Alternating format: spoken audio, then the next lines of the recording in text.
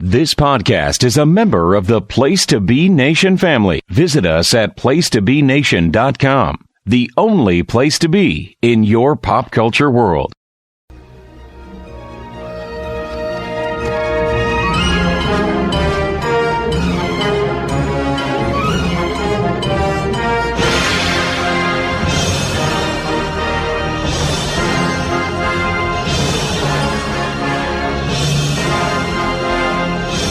Place to Be Nation Pop. Welcome to another episode of Seller's Points. No, it is now Broken Points. Because you see, in a recent episode of the Hard Traveling Fanboys, it was Senor Walter who decided it was time to exercise his revenge. And he RKO'd us out of nowhere into the septic tank from whence he once crawled. And now we have been rebooted. And I have with me, as always, once known as the Gingerberry White. No longer, he is now Pool Guard 209. Pool Guard, how are you? I'm good. How are you? And there you have it.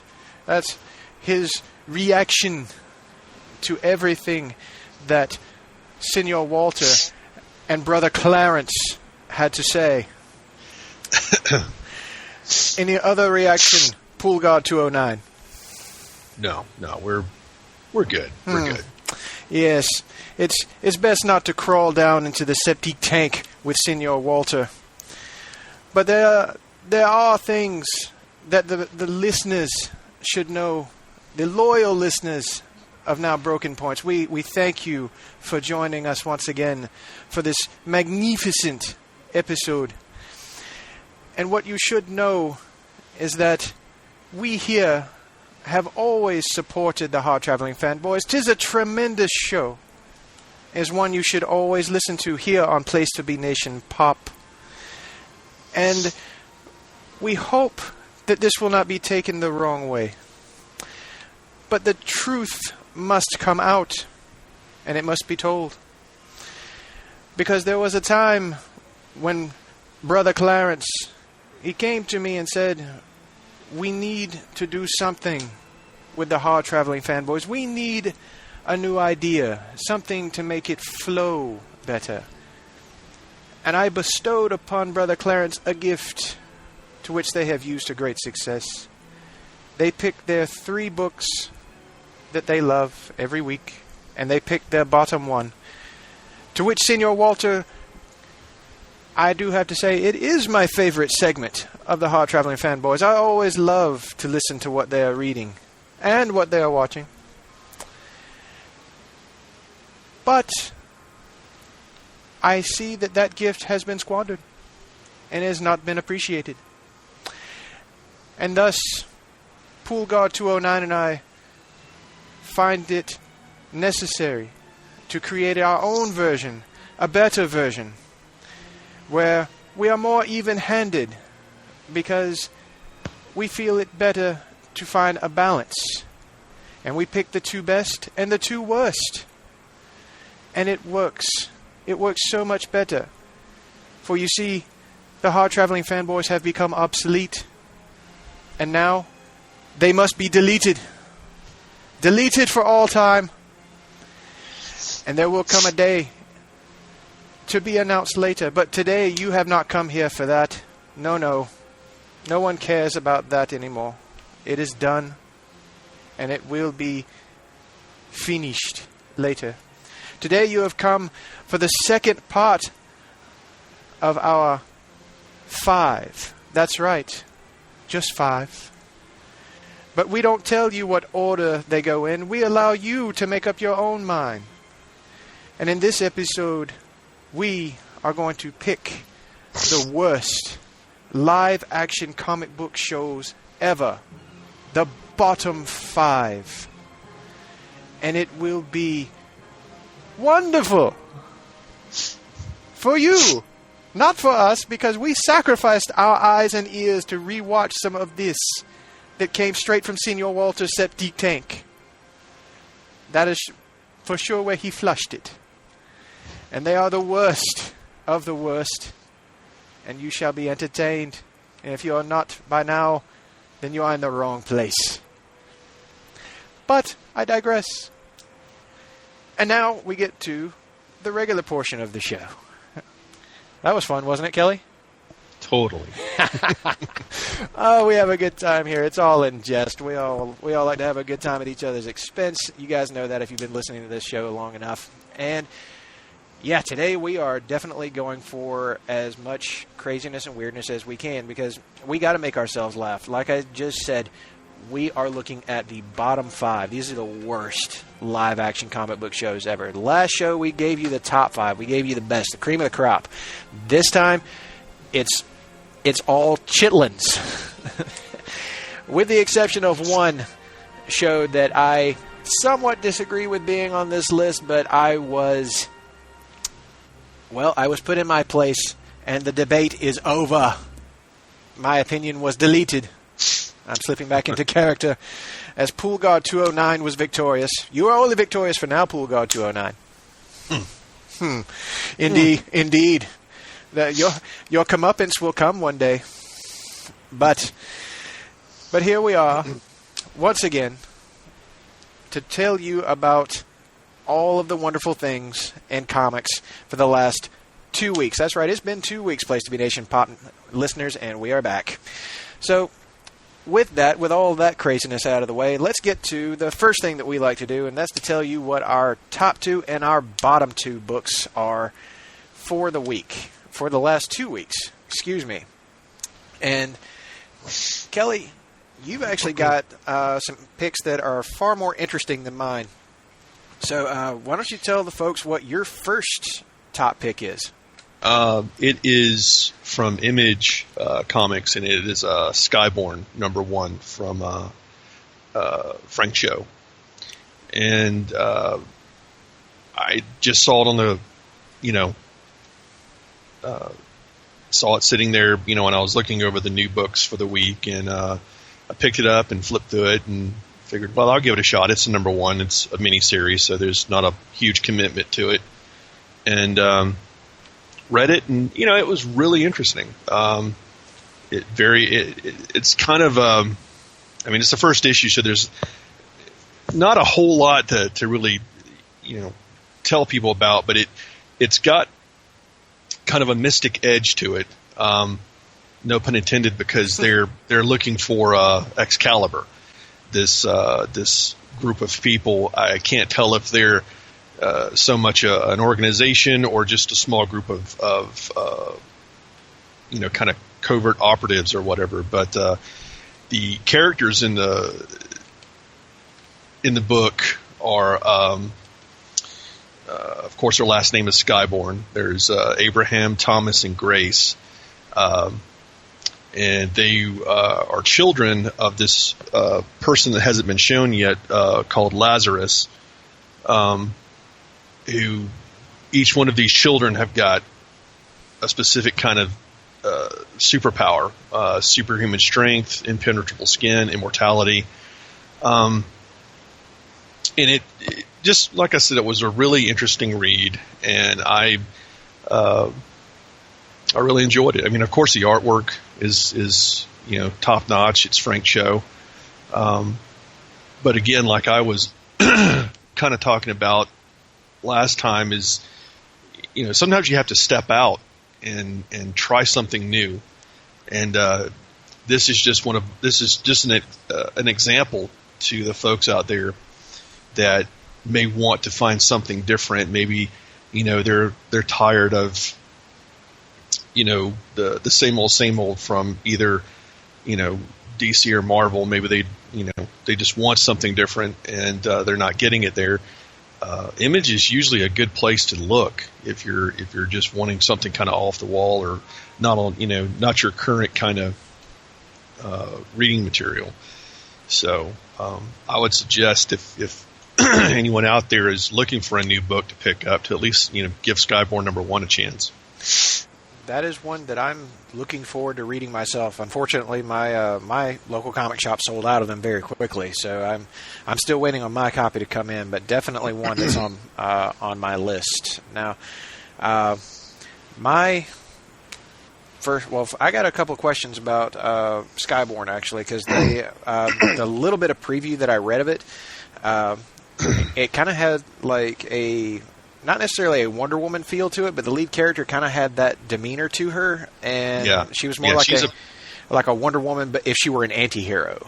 Yeah, she's a badass. I mean, let me make a little disclaimer about that first issue. There's a lot of, I mean, she kills some folks, and I'm not talking about,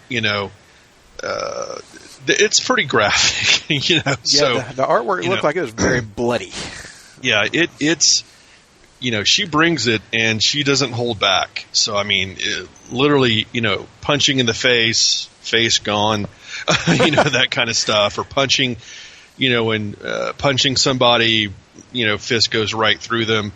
It's pretty graphic. So, that aside, if just a warning to folks that it definitely has the definitely got some violence in it. Not your standard superhero fare.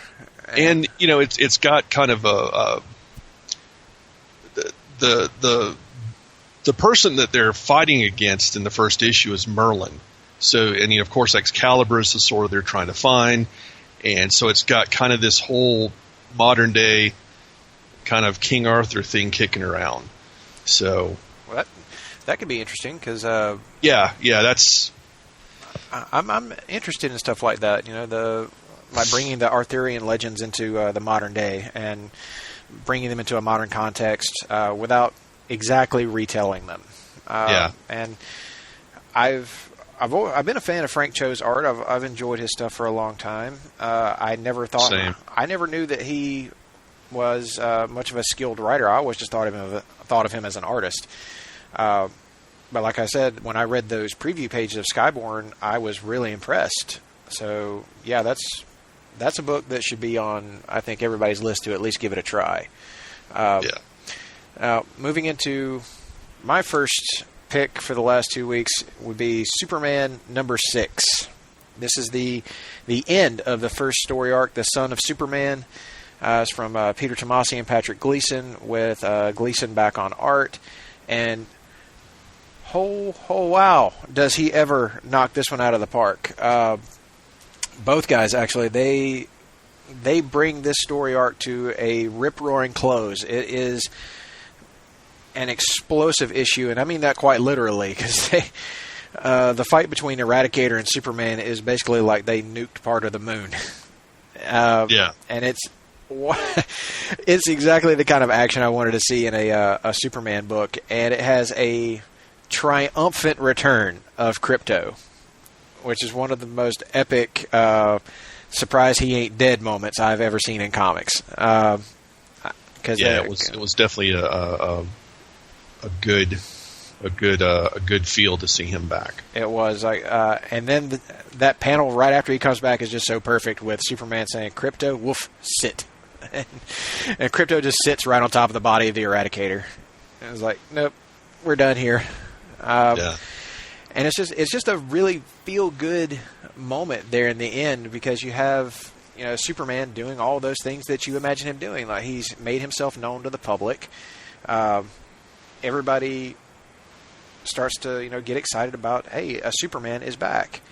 But I especially loved the last few pages when they go up to the Watchtower. Superman and John go up to the Watchtower. There's Batman and Wonder Woman, and Superman actually introduces John as the new Superboy. That was a tremendous moment. I was like, this series is truly the feel-good series of Rebirth. So I'm very, very excited to continue on with this. And I was just so happy that they stuck the landing, because I was honestly kind of worried that after all that build-up and all those really great issues we'd had up to now, that the ending was going to wind up suffering, but it really didn't. It ended exactly where I hoped it would. So that is my first pick. What's your next pick, Kelley? My next pick is Earth 2 Society. It actually came back and redeemed itself, and this issue just was what I'd been missing. I mean, just action-packed. Everybody coming up against the ultra humanite, and it just, like I said before, it really felt like the old Earth 2 Society that I'd been reading a while back. It's finally just kind of just it found its found whatever it was that was missing from the last two issues for me. The dialogue between Red Arrow and Green Lantern was I think to me the high point of the book. They just this whole breakdown was really good.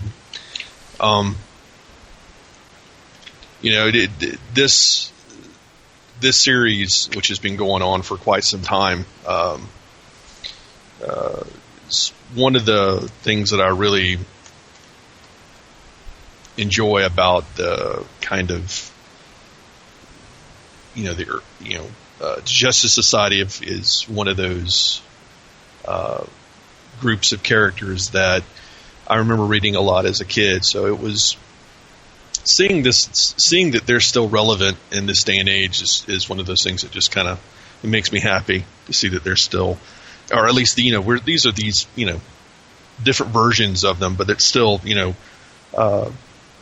it's good to see this version of the Flash and this version of Green Lantern, and all of those characters.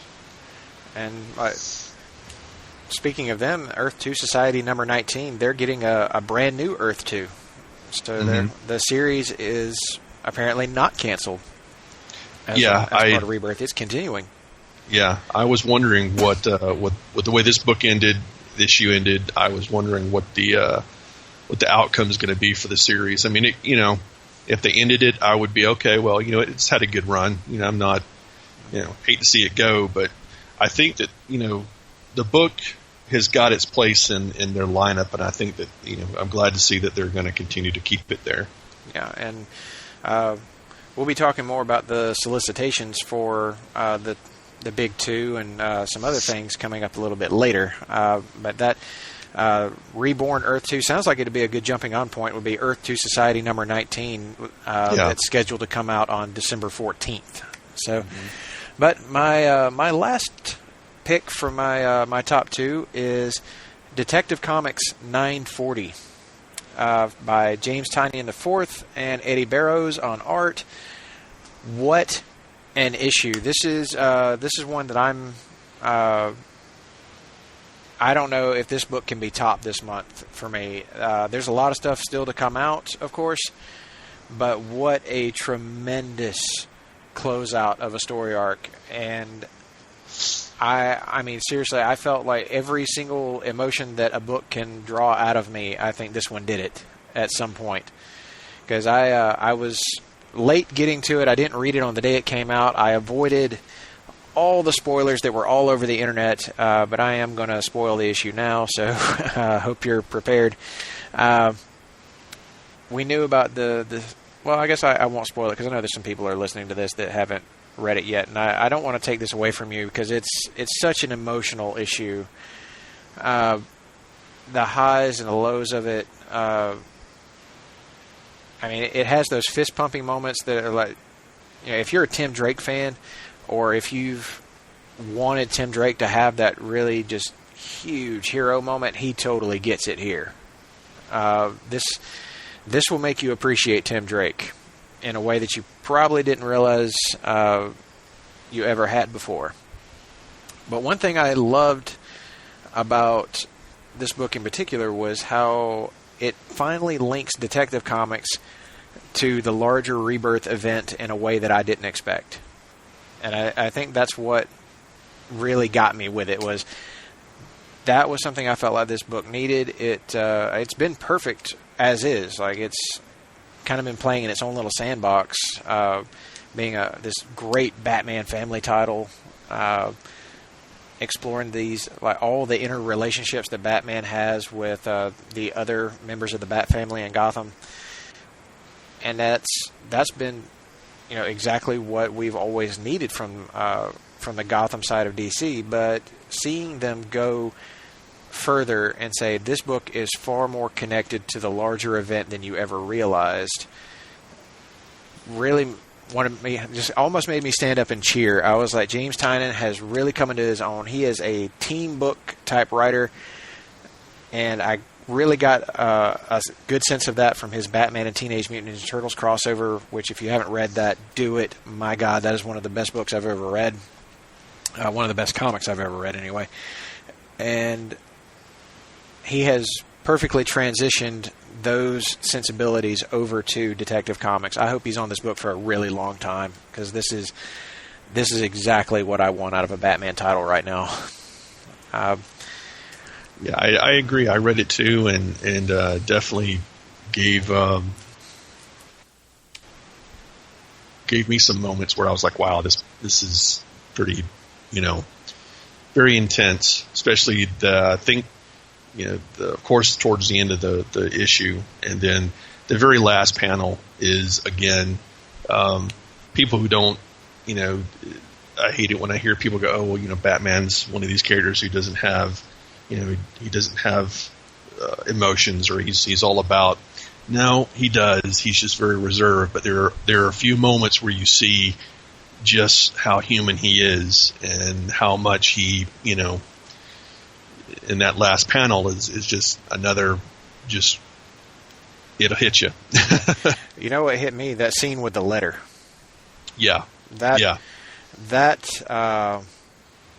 That was just powerful imagery. It didn't really use a lot of dialogue there. It was mostly just Eddie Barrows' art.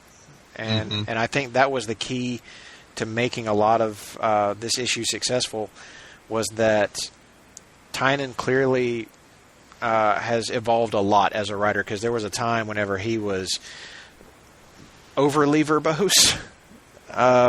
He would just pack panels with dialogue or expositional narration boxes, and he has really cut back on that, and he seems now like he's writing for the artist. And yeah, to me, I'm like, yes, you are getting it. You are understanding now fully that this is a visual medium, and you have to write in that mindset. And he nailed it. He has totally gotten it in every single way. But now it's time to transition over to the bottom books. So here we go, Kelley. What was your first bottom book of the last 2 weeks? My first is Green Lanterns #6. Oh. Yeah, well, I mean... Oh, you son of a bitch. Yeah, to me, the book was good. Okay, the story, to me, was a story where we see Jessica kind of come into her own. She finally kind of starts, kicking ass and fighting back, kind of overcoming her anxiety and her issues. And the reason, because I had a hard time trying to come up with another bottom issue, and the reason I chose Green Lanterns #6 was I've read stories like this before. Somebody overcomes some sort of issue in their life, and then they champion themselves back and they kick ass. And to me, this was just another one of those stories. And when you've read so many stories like that, it's hard to kind of make this one any different than any of the others you've read. So that's kind of why that book kind of fell. I mean, the book is still solid. I mean, it's Simon and Jessica are a perfect team, and there are some, like I said, that's really was just kind of like, well, after reading, I was like, well, that was good, but it's like, you watch an episode of a show, but you've seen the plot line in some other show, and it's like, Yeah, I got you. I mean, if it feels a little too familiar, it can kind of grate on you a little bit, and you're like, that's not what I wanted out of this. I wanted something a little different. And it also goes to that thing that you've said on different occasions that, not every issue is going to knock you out of the park. It's not. And that's it. It happens. But the book has been consistent. This is the first issue. I mean, issue 6 is finally they wrote something that I was not completely just blown away with. So, but that's my first pick for and the bottom. And and that's fair enough. Although Jennifer Smith is going to be very, very upset because that's one of her absolute favorite books. However, programming note: if you guys haven't checked out Geek and Sassy right here on Place to Be Nation Pop with Jennifer Smith and Miranda Berthold, I beseech you, listen to it. It's very good. It's very fun. I was listening to it just today. I'm laughing right along with them because they're like totally nerding out over all the fall TV shows that are coming up. It's good stuff. Go listen to it after you finish our show, of course. But moving on, my first bottom pick. This is going to be familiar. It's Justice League number 4 because Kelley, what's the word? Yep, that's about it. I'm looking over at this, and I'm like, Brian Hitch, it's like one step forward, 2 steps back. The dialogue still not working. I did enjoy Jesus Moreno's art because I've always enjoyed his art. I've always thought that he was a very talented artist. And it's not even to say that this book is necessarily horrible, because it's not. It is not a horrible book.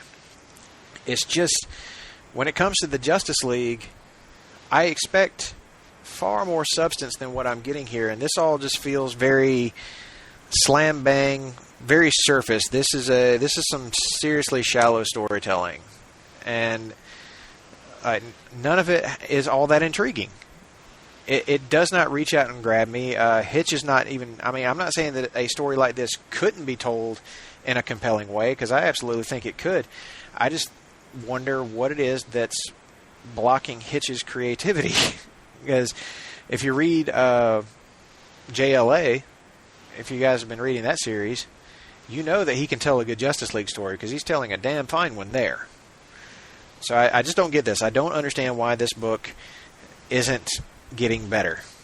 And I gotta say that it is for sure on the very near the old chopping block right now. And if I've kind of decided that I'm going to give it until after Justice League versus Suicide Squad to see how it shakes out. But if that event doesn't wow me, and if things don't pick up in the time between now and then, I got to tell you, I don't think Justice League is going to survive my pull list. I think it's going to be about time. Yeah, that's what I said too. I was like, this may be the exit point for old Justice League. And that's unfortunate, because I didn't want it to come to that. Because Justice League, in my opinion, should be the flagship book of DC Comics. And right now... it should be. Right now, but it ain't. It seems like Justice League has suffered that same kind of situation in previous incarnations of that book. I can remember there was a run years ago that started out with it had this whole Red Tornado story arc that, to me, just it took me a while to I was like, come on, please pick up, because it just seems like they have a hard time maybe with getting the Justice League book kind of set up and have a good foundation. Their first story arc always seems to be kind of lackluster or shaky, but then couple storylines in, they're right on track. They're right where they should be. And I hope it comes to that. Some of the stuff I've read about what's coming up sounds more interesting than what's being played out here.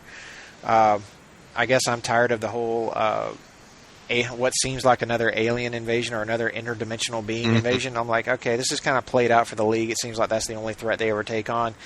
Can we get something different? And the upcoming stories sound like they're going to at least try that. So if it goes well, hey, I might stick around. It could easily happen. But Kelley, you got another bottom book, don't you? Yeah. What you got? It is pretty much, there's, I don't read a whole lot of Marvel, though that may change with the new solicitations that are coming out here that we'll be talking about soon. But it is Squadron Supreme number 11. Ouch. Squadron Supreme has been one of my favorite books since their new launch, mainly because, again, going back to my fascination with B and C list characters, that's what Squadron Supreme is kind of based on from its origins and stuff. But the reason this book is trash is because of this little banner that Marvel likes to put across their book sometimes when they're trying to tell some god awful story that they're trying to push, and it's Civil War II.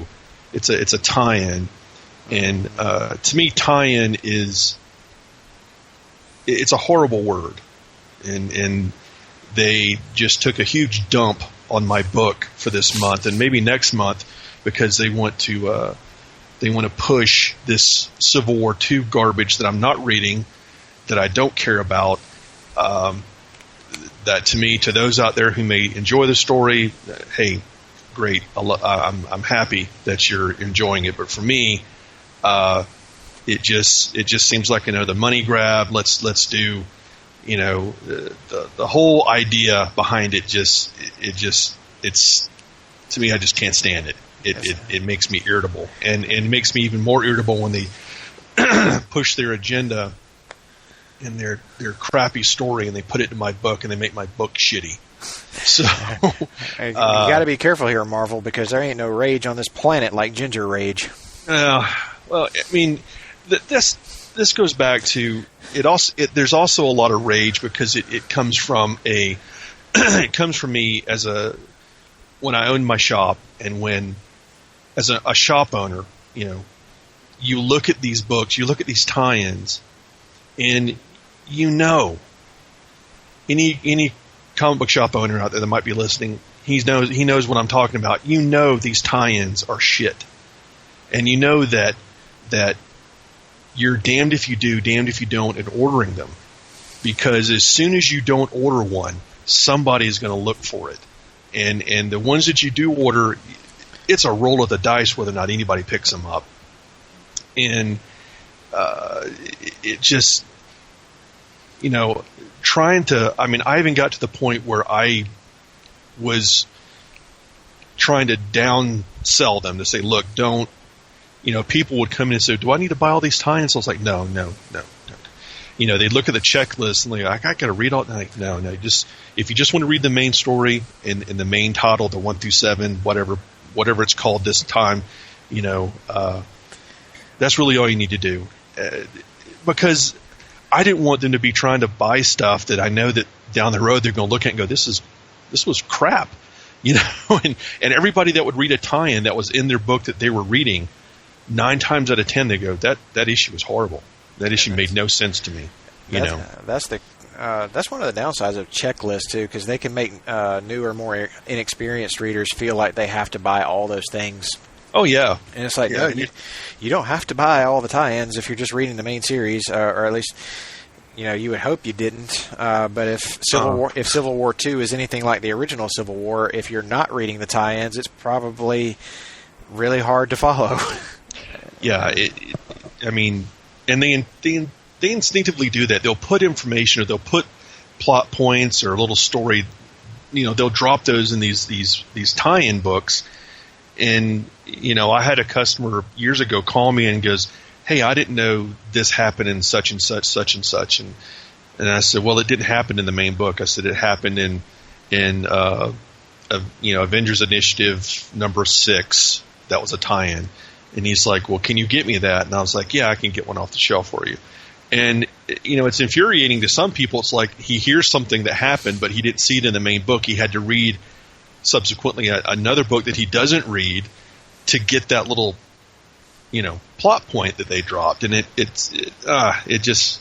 That sounds familiar. It sounds like something that would have happened, I think, in Siege. Because I vaguely remember something with Thor happening, or like a fight happening between Thor and another character, maybe Thor and like his clone. Yeah, it was something like that. That's exactly it. It was Thor fighting somebody, and it didn't happen in the main book. Or it started in the main book, but the fight continued in a different book. So when people came back to the next issue of where the fight started, expecting to see the continuation, it wasn't there. And they were like, wait a minute, the fight's over? Where's the rest of this? And that's the kind of stuff that's just infuriating when it comes to big crossover events. It's like, tell your story in your main book. Let tie-ins be supplemental material. Don't make them required reading. I totally agree that should be, the tie-in situation should be something to where you're not having to.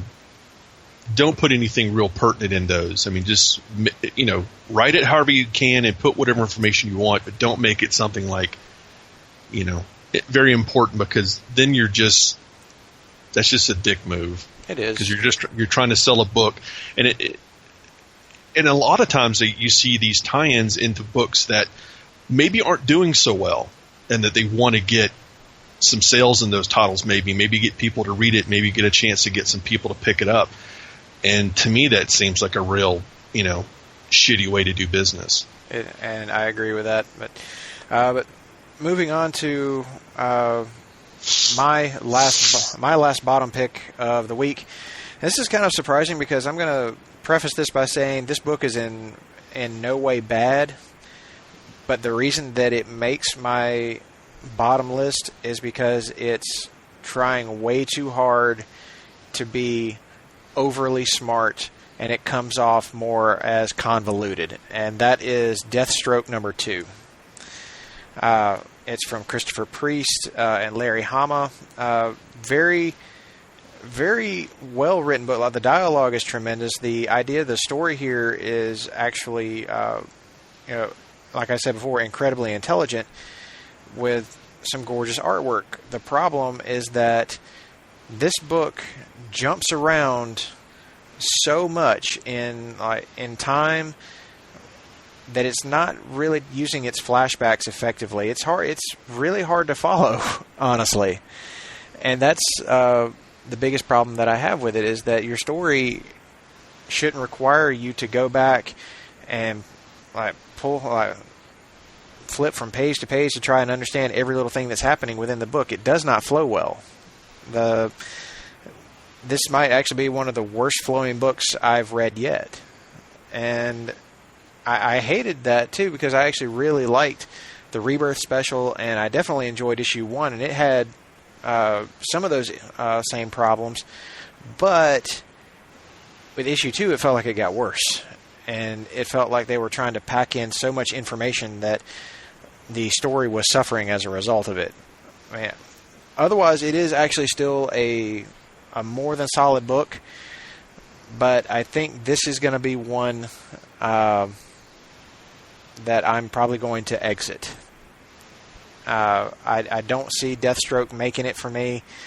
I've given it a shot. I may give it like one more issue to see how it does, but I really think this is going to be the end of the line for Deathstroke on my pull list. Yeah. And that's unfortunate, too, because I think this story is really good. Honestly, it may be a story that reads better in trade. And that's how it kind of feels. It feels like one of those that's going to be better as a collected edition. But I do believe that brings us to the end of our bottom pulls, does it not, Kelley? Yeah, that's it. You got any quick books that you want to give a shout out to? Anything that stuck out to you in the last 2 weeks that didn't quite make the top, but weren't at the bottom either? Yeah, if you're not reading, Wonder Woman or The Flash this week was really, really good too. But I mean, I can't push Wonder Woman enough. I mean, that book just is it's great right now. I mean, it's just a good solid read. And that's, I didn't read a whole lot last week. I had about maybe 6 books that I read, but I know Flash has had its moments, but I mean, these last couple of issues, Flash has kind of picked up, and yeah, I can agree with that. It was a solid issue 6 for me, and I second Wonder Woman all the way. Issue 6 particularly, the year 1 story has captured this character beautifully. Greg Rucka and Nicola Scott, they get Wonder Woman kind of in the same. I kind of likened it to Frank Miller's Batman Year 1.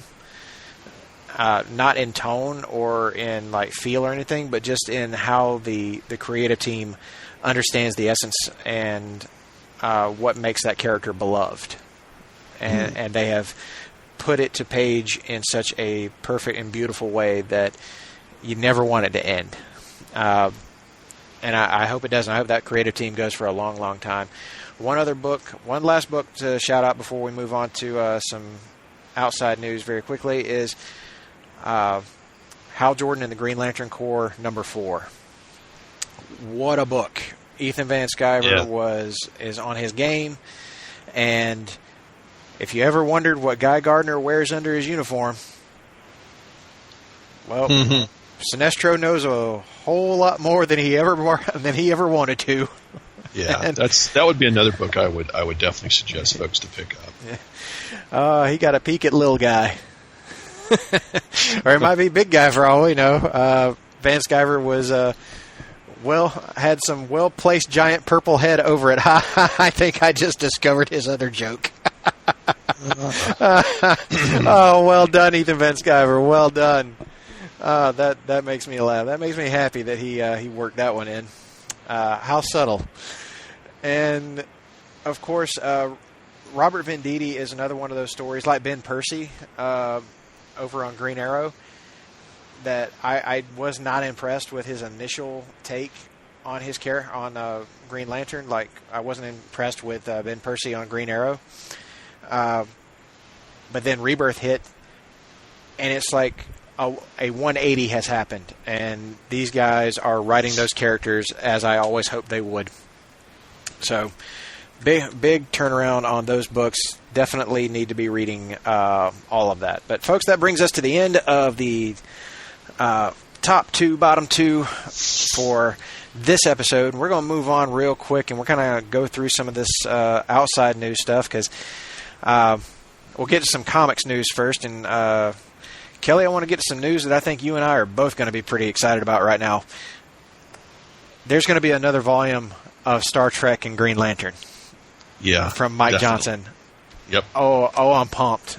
Oh, when that news just hit today, as of this recording. We're recording this on September 20th. So this is probably going to be old news by the time you listen to this, but that news came out, and I'm just elated because that last volume of it was so freaking good, and this new one's going to start up in December. These IDW DC crossovers have been great. Well, they did one with the Legion of Superheroes and Star Trek. Yes, they did. A few years back, which when I first saw the solicitation, I went, "With that, that's a match made together." I definitely was pumped for that. And this one too, with Green Lantern and Star Trek, just kind of was another really good pairing. And I think IDW is just smart about what books they choose to try to do a pairing with, because some make it and some don't. I know years and years ago they did I want to say, I'm trying to remember the publisher who did this, but I think it's when Paramount was actually doing comics for a while. They did a pairing. They teamed up the X-Men and the Next Generation team, And I mean, the art was great, but the story was trash. It was another cash grab. Maybe I mean, I read it, and it was one of those ones I pulled off the shelf, just as and I just remember it being not so great. Yeah, that happens sometimes with it does with those it crossovers, but they've gotten good at it. Like IDW and DC really are working well together. And speaking of that, like the solicitations from DC Comics and from Marvel Comics have come out as of this week. And one thing I'm very excited about for DC in December is they're bringing back the holiday special. They're doing a DC Rebirth holiday special that's going to be written by people like Paul Dini, James Tynion IV, Steve Orlando, Cullen Bunn, Tim Seeley. But they're also bringing in some of their new talents, some of the people who went through Scott Snyder's writing classes, like James Asmas, Heath Corson, who just recently did a really funny Bizarro miniseries, and Kay Perkins.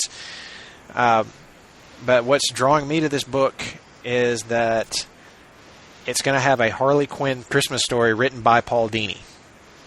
Her original creator is going to be writing her again, and I'm so excited for that, because I think that there are very few people who really get Harley's voice, and I mean, this is the guy who invented it, so how's he going to miss?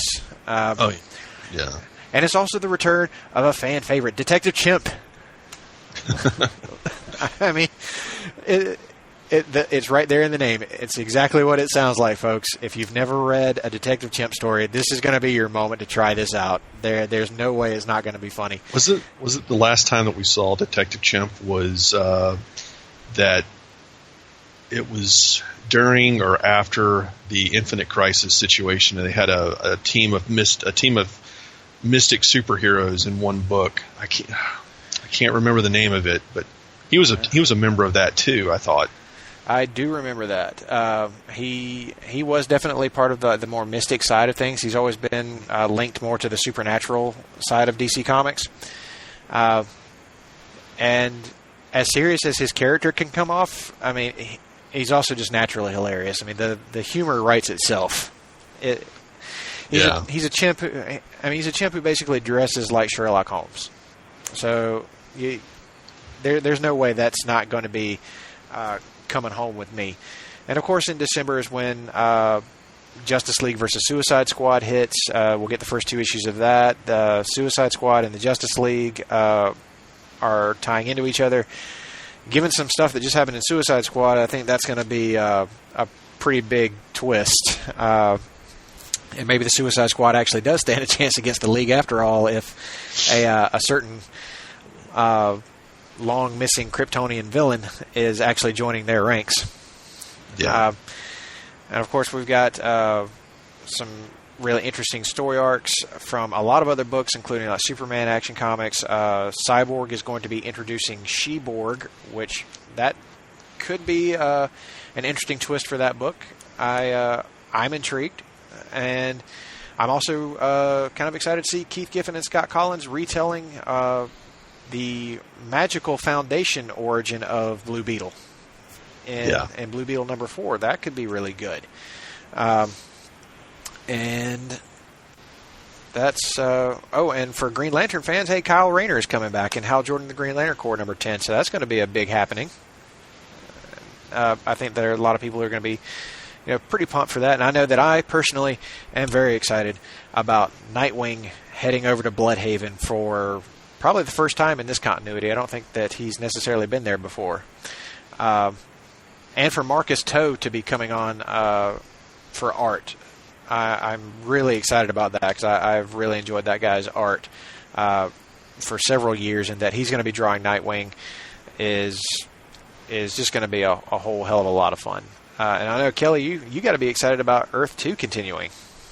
Oh yeah, I'm like I said earlier, I wasn't too sure how the book was going to go there after that last issue, but I'm happy and pleased to see that it's going to be continuing, ongoing for however long they decide to keep it. But I'm glad it's around still. Yeah, they basically are rebirthing Earth 2, but keeping the same numbering. So, Thank God. So, so it looks like issue 19 might actually be a good jumping on point. So, but moving on, we had some big Marvel news coming out too. Marvel and Star Wars news here, because I know a lot of fans were sad to hear that Darth Vader was meeting its end as of issue 25. And because Kieran Gillen has been doing just a great job with that series. It's one of the best books that Marvel has been publishing. But he said that the book was ending on the note that he intended it to. But good news, folks. Kieran Gillen's getting a new Star Wars book. And right now we know virtually nothing about it. The teaser hit just this week. They just call it Star Wars Classified. And it's going to be written by Kieran Gillen. So if you were enjoying what was happening in Darth Vader, this December, Star Wars is going to be launched. There's going to be a new Star Wars ongoing from Kieran Gillen. We have no idea what it is, but if you like Darth Vader, I'm pretty sure you're going to be jumping on that book. And also happening in Marvel, Inhumans versus X-Men is finally going to be a thing. And unfortunately for us X-Men fans, I have a bad feeling that it's going to continue the Inhumans push as they push the X-Men further away. And that's what I hope doesn't happen, but my pessimistic view of this whole situation leads me to believe that that's where they're headed. Kelley, your word for Inhumans? Yep, I'm so over the Inhuman. I mean, look, like I said, back in the day, the Inhumans were, Black Bolt, Medusa, Karnak, Gorgon, Triton, Lockjaw. They popped around in different books in the 70s, had their own run there for a little while. And to me, I love them because, again, they're kind of the B and C list. They're not mainstream. They're not the main tier. And when you have bumped them up to this, you're trying to push it. It just doesn't fit to me. It just never has fit. And I know going into this, I'm not a fan, like when they did Avengers versus X-Men, I'm just not a fan of versus books. And yeah, I want to see what happens in this book, but again, like you just said, it's their initiative. Excuse me. And it's them pushing the Inhumans agenda, which I'm just not for.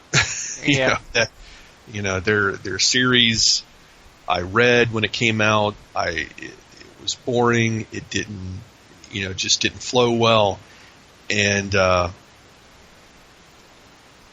it's one of those things. They're just trying to, and I hate, because I'm an X-Men fan. Had to say, well, okay, well, who you siding with in Humans versus X book? Well, I'll be siding with the X-Men, just because. But we're totally Team X over here. But I just think the Inhumans thing is been worn out, and let's just look at the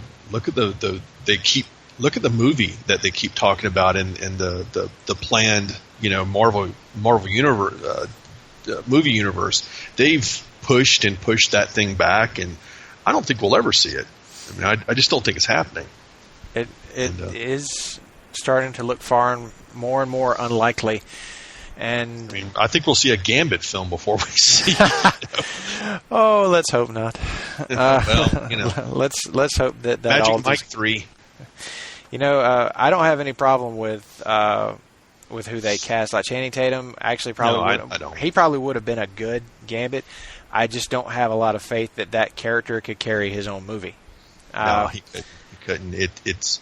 You'd have to pair him up with Deadpool or somebody. You'd have to put some A-lister in there. Yeah, for sure. Because I'm sorry to all the Gambit fans out there, but he's not A-list. He is a B-list X-Men at best.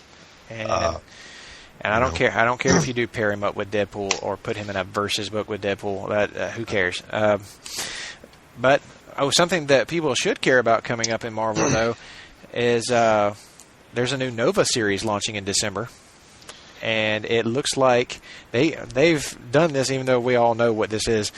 They've put a classified is back in the solicitation, but come on, folks, we know that this is Richard Rider coming back. You got the classic helmet there right there on the cover. That is Richard Rider's helmet. We know he's back. Kelley, you going to pick that book up? Oh yeah, I will. I mean, not that I've been reading the current Nova series. It's the other Marvel book I've been reading, and I've enjoyed it for the most part. I'm not. Sam's I didn't like Sam in the beginning when I first started reading the series, way back when, but he's grown on me, and his story's been pretty interesting, and dealing with his father and all of those aspects, but I'm definitely everybody who is a Nova fan, and I know quite a few, is looking forward for Richard Rider to come back and don the helmet and be Nova again, because for sure he's kind of he's the guy. I mean, he was the first one, and it's good to see him come back. He needs a rebirth moment, kind of like what Hal Jordan got, and I'm kind of hoping that this book will be that for him. I hope so. I hope so, because to me that would be talking about movie wise, if they could bring him back in such a way. I mean, the way that they had the Nova Corps showed up in Guardians of the Galaxy, I'd go see a movie about Nova, in the Nova Corps. I mean, I absolutely would as well. But we better damn well get a good Green Lantern movie before we have a good Nova film, because otherwise, I just don't like Senor Walter. I don't want to hear people saying Green Lantern is just a ripoff of Nova. Yeah, I don't want to see that. I don't want to see that either, or hear about it. Anger rising. Yeah. Well, speaking of anger, She-Hulk's about to drop something off her list of things that she's been carrying with her for a long time. Yeah, the she part, apparently. Yeah. It's going to just Hulk, which I completely am on board with. Yep, I'm right there with you. Like the solicit sounds really good. It sounds like she's like, we're moving She-Hulk, or now just Hulk, because Bruce Banner is dead. So she is Hulk as far as Marvel is concerned, and this could really work. I am not familiar with this creative team, though. Yeah, I was looking at the creative team too. It's interesting to see who these people are. Maybe I've never heard of them either. If this book is good, we may be hearing a lot about them. That's what I'm hoping for. Whenever I see those new names I've never heard of on a book, especially on a book that's potentially high profile like this one, I really want them to do well, because I'm like, we need more new solid names in creative when it comes to comics these days. And if these two come in and just kill it on this book, more power to him. I want more of it. Yeah, I hope that just from reading the little synopses at the bottom about it, it doesn't seem to me like it's going to be one of. I mean, because her last few books that she's had out, really most of all of her books, except for the volume 1, her first series, has all been kind of comical, kind of hate to break it to the Deadpool folks, but she was the first one to break the fourth wall in John Byrne's run on her book in the 80s. And just about all of her books have been since then kind of comical in nature. I hope that this one's not. I would love to see kind of a more serious, and everything that happened to her during Civil War, it seems like they're kind of going in a more serious tone for the book. Yeah, she's kind of been through the emotional ringer in Civil War, so it would make a lot more sense to try something a little more serious rather than go for the slapstick comedy. And which has all been good, by the way. I mean, she fits that. That Charles Soule run was vastly underrated. Yeah. But I'd like to see something, like you said, new. I'd like to see something new with her rather than just let's throw her out as comedy relief for Precisely. They've got plenty. They've got Great Lake Avengers that's coming. I mean, not only that, they've got a book that is literally called Slapstick #1 coming out in December. Yeah, I saw that. It's a comedy book. It's pure comedy. That's all it's going to be. And it might actually be pretty good. The solicit sounds kind of funny. It's written by Riley Brown and Fred Van Lent, who are a pretty good comedy team, if you guys are familiar with their names. One last book to talk about before we gear up for the second half. Kelley, you're a huge Hawkeye. You're the biggest Hawkeye fan I know. How are you feeling about this new Hawkeye #1 that's coming from Kelly Thompson and Leonardo Romero? The one with Kate Bishop being. Yes. I'm totally on board for that. Like with the Hulk relaunch. The previous series, they had her and Clint working together, and they're just a good pairing. And having her take on the title as a solo character, I'm all for it. I mean, they're going to have Hawkeye and Occupy Avengers or what. I'm not reading that. I don't know it didn't click with me at all. So Yeah, most of the Avengers titles that are coming up just don't. They don't. They don't. Granny don't. They don't. They just don't. And this, this book at least seems like it's going to kind of carry on with some of the ways that they have done Hawkeye.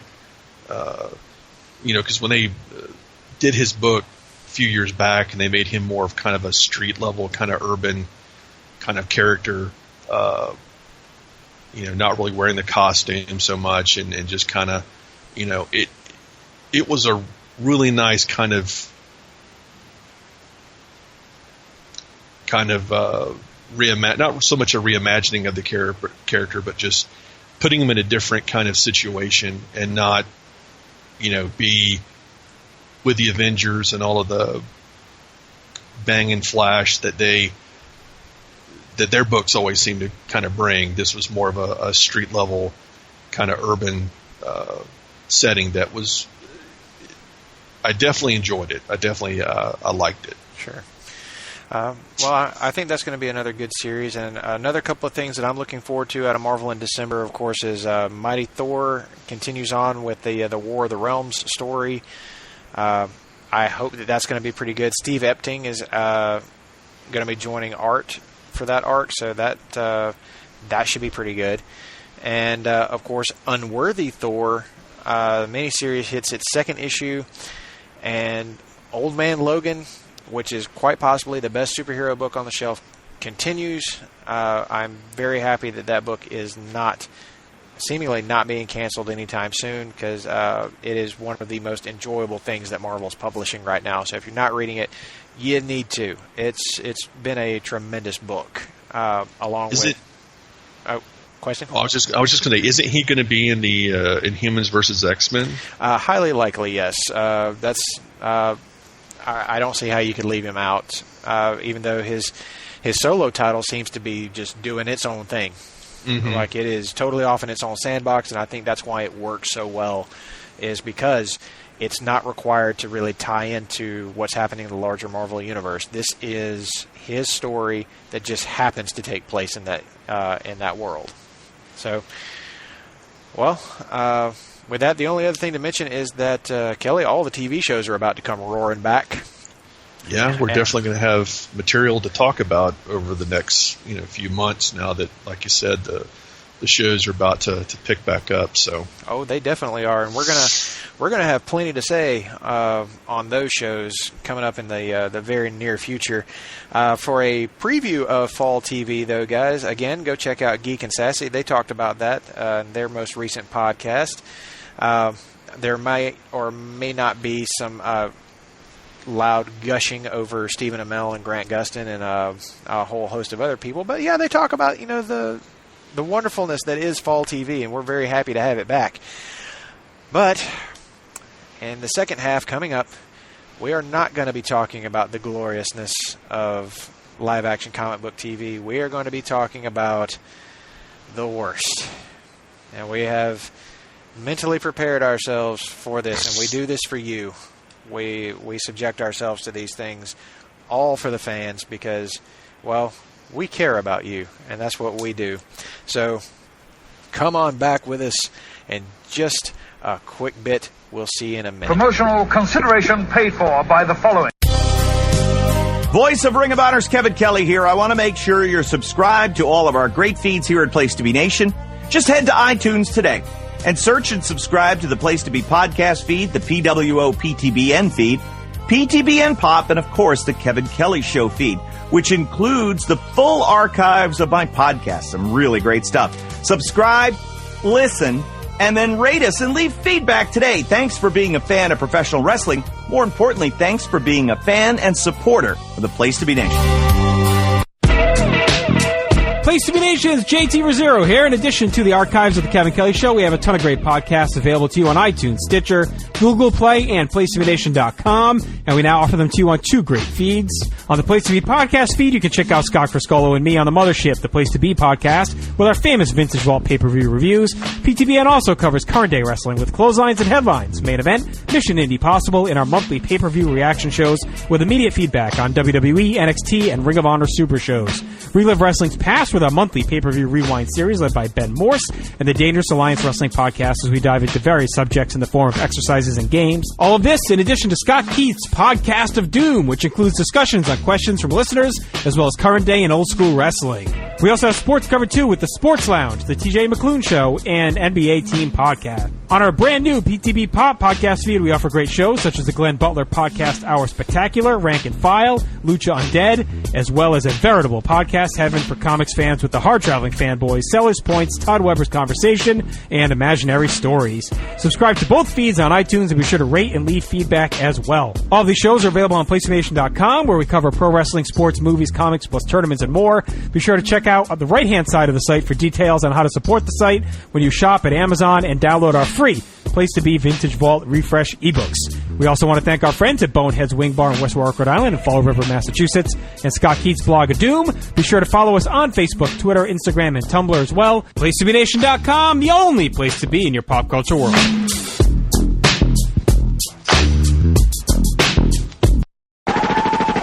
This is Parv, and I'm here to tell you to listen and subscribe to the Pro Wrestling Only Place to Be Nation podcast network. That's the PWO PTBN podcast network, where you'll find a ton of in-depth shows done by hardcore fans. We've got Chris Zellner's 1-2 punch of Exile on Bad Street, and with David Bixenspan, a smash hit Between the Sheets. We got Wrestling Culture with Dylan Hales and Dave Musgrave, Goodwill Wrestling and the reaction shows with Good Old Will from Texas. We got This Week in Wrestling with my man Pete and Johnny Sorrow, Stephen Graham and Tim Livingston's Pro Wrestling Super Show, Tag Teams Back Again with Kelley and Marty Sleaze, and a ton of other great shows too. And of course there's Titans of Wrestling and Where the Big Boys Play with yours truly and some dude from down south called Chad. PWO PTBN Podcast Network.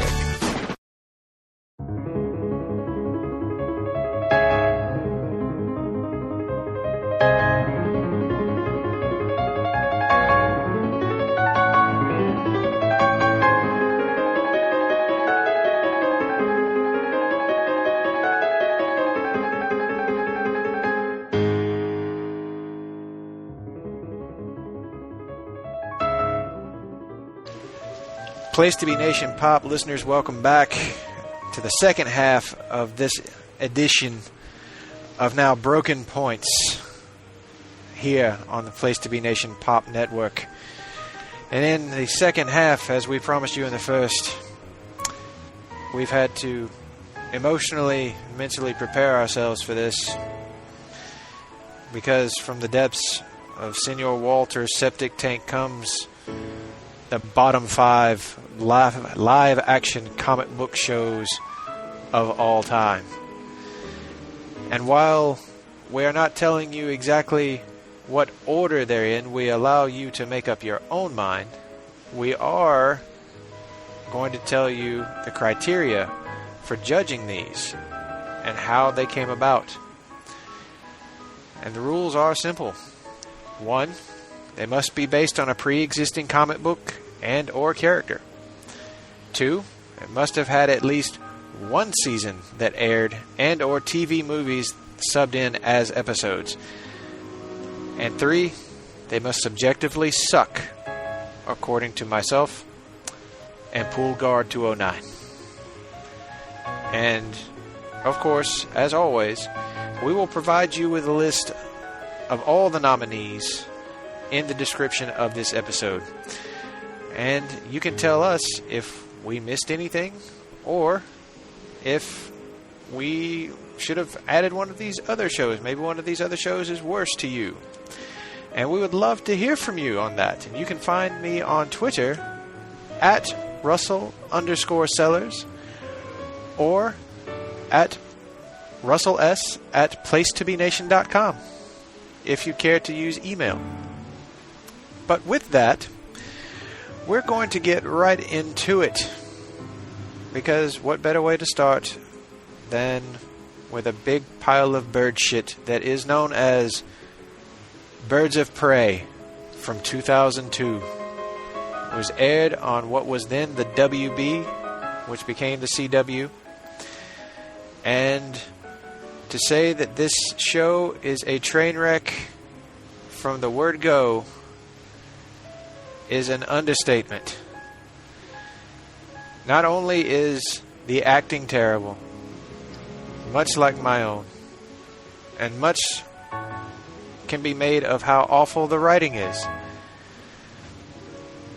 but the cinematography is some of the worst you've ever seen. It's like the person who filmed this came straight out of any generic teen drama and tried to film action sequences that literally look like a Michael Jackson dance video from the late 90s.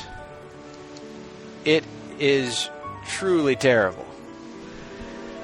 But that would be one thing. It gets worse. It is based on the long-running, very popular concept of the Birds of Prey, which, as most people know, consists of Oracle, Barbara Gordon, Dinah Lance, Black Canary, and Helena Bertinelli, the Huntress. And those characters are present in name only. Otherwise, well, I say Helena Bertinelli. In this particular show, it's Helena Kyle, who is the daughter of Batman and Catwoman. Which is continuity correct in Earth 2. Yes, but that part's not the problem. No, that's not. That is not at all the problem. Even though it's kind of weird that she would take on her mother's name. But I digress. And be a metahuman. That's the part. That's not working, because not only is she a metahuman, but her mother was also a metahuman in this particular continuity. Catwoman's never been a metahuman, no. As far as I know.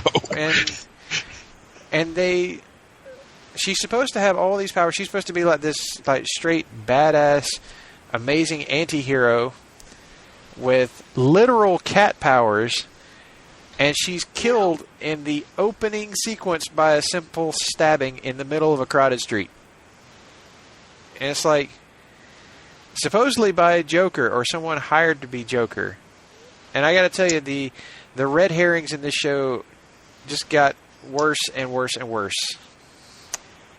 Can we retitle this The Birds of Nay? Yes, nay. Just say nay. If anyone asks you to view this show, just delete it. Yes. Delete.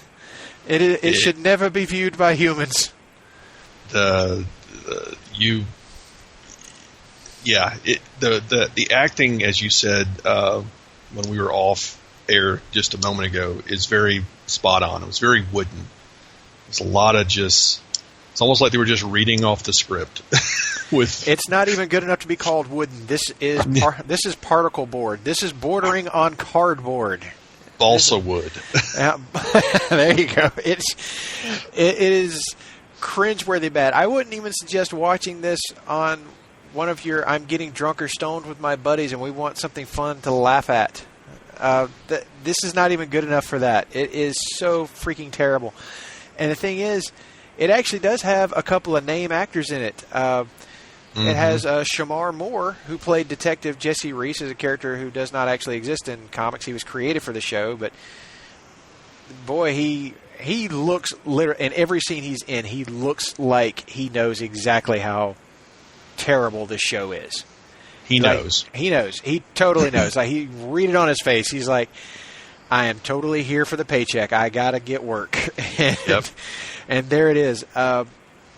And somebody that I actually do have some respect for her roles in both Ferris Bueller's Day Off and Time Cop, Mia Sara plays Dr. Harleen Quinzel, yes, Harley Quinn, in what might be the worst iteration of this character ever.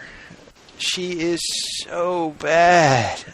And they try to make her like this hugely talented hand-to-hand fighter. They gloss over her psychology background, and on top of that, like whenever she does like wax poetic or like try to sound wise, she just comes off sounding like, you know, a first-year psychology major, which might actually be who wrote this show. And I gotta say, the part that really just sealed the deal for me, that this show got more time than it deserved, which it did get 13 episodes and ran for one season, but the final fight sequence between the birds and a miraculously, if temporarily, healed Barbara Gordon just so she could be involved in the fight, was one of the shittiest action sequences I have ever seen in my life. Just no. Don't ever watch this show ever again. I'm sorry that I committed the time to it. But like we said, folks, we do this for you. We wanted to let you know what the absolute bottom of the barrel is, and I felt like there's a case to be made for this one being the absolute worst. You could definitely put it up there. I think the only thing in the show that I remember actually kind of liking, but it was more from just an aesthetic. I mean, she looked the part to me, how I would imagine her. I mean, they did kind of pull her from the comics. Was Dinah Meyer playing Barbara Gordon? Yeah, she did. She looked the part. That the actresses they cast could have been fine. Yeah, if the scripts had been better, if the scripts had been based from the source material, like I was saying this off when we were taking a break, that this could have been a blockbuster for them. This could have been, another Smallville to an extent, having a strong, powerful story where you have these powerful women dealing with, like in the comics, dealing with adversaries, and they could have brought in. They just could have done it so much better if they had just followed the source material. And you have people that come in, think that they know better, and every time it happens, every time you have a director or whoever comes in and goes, well, I see things this way and this is how it should be, we're going to, like giving Black Canary telekinesis and mind-reading powers, that just doesn't make any sense. Yeah, because it's because apparently her having a canary cry is just way too lame for TV. Yeah, it just, whenever you do that, whenever you don't follow that formula, it's going to fail, and it's that's, like you said, it's just a nay. Just don't. Yeah. I mean it. No, it must be deleted, and Yep. And it has been, and we will move on to the next show. Kelley, you want to tell them what it is? Are we talking about the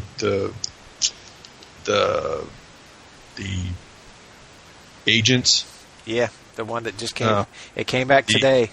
The agents of I don't give a fuck, because that's that. Let me just say this: I have been watching Agents of S.H.I.E.L.D.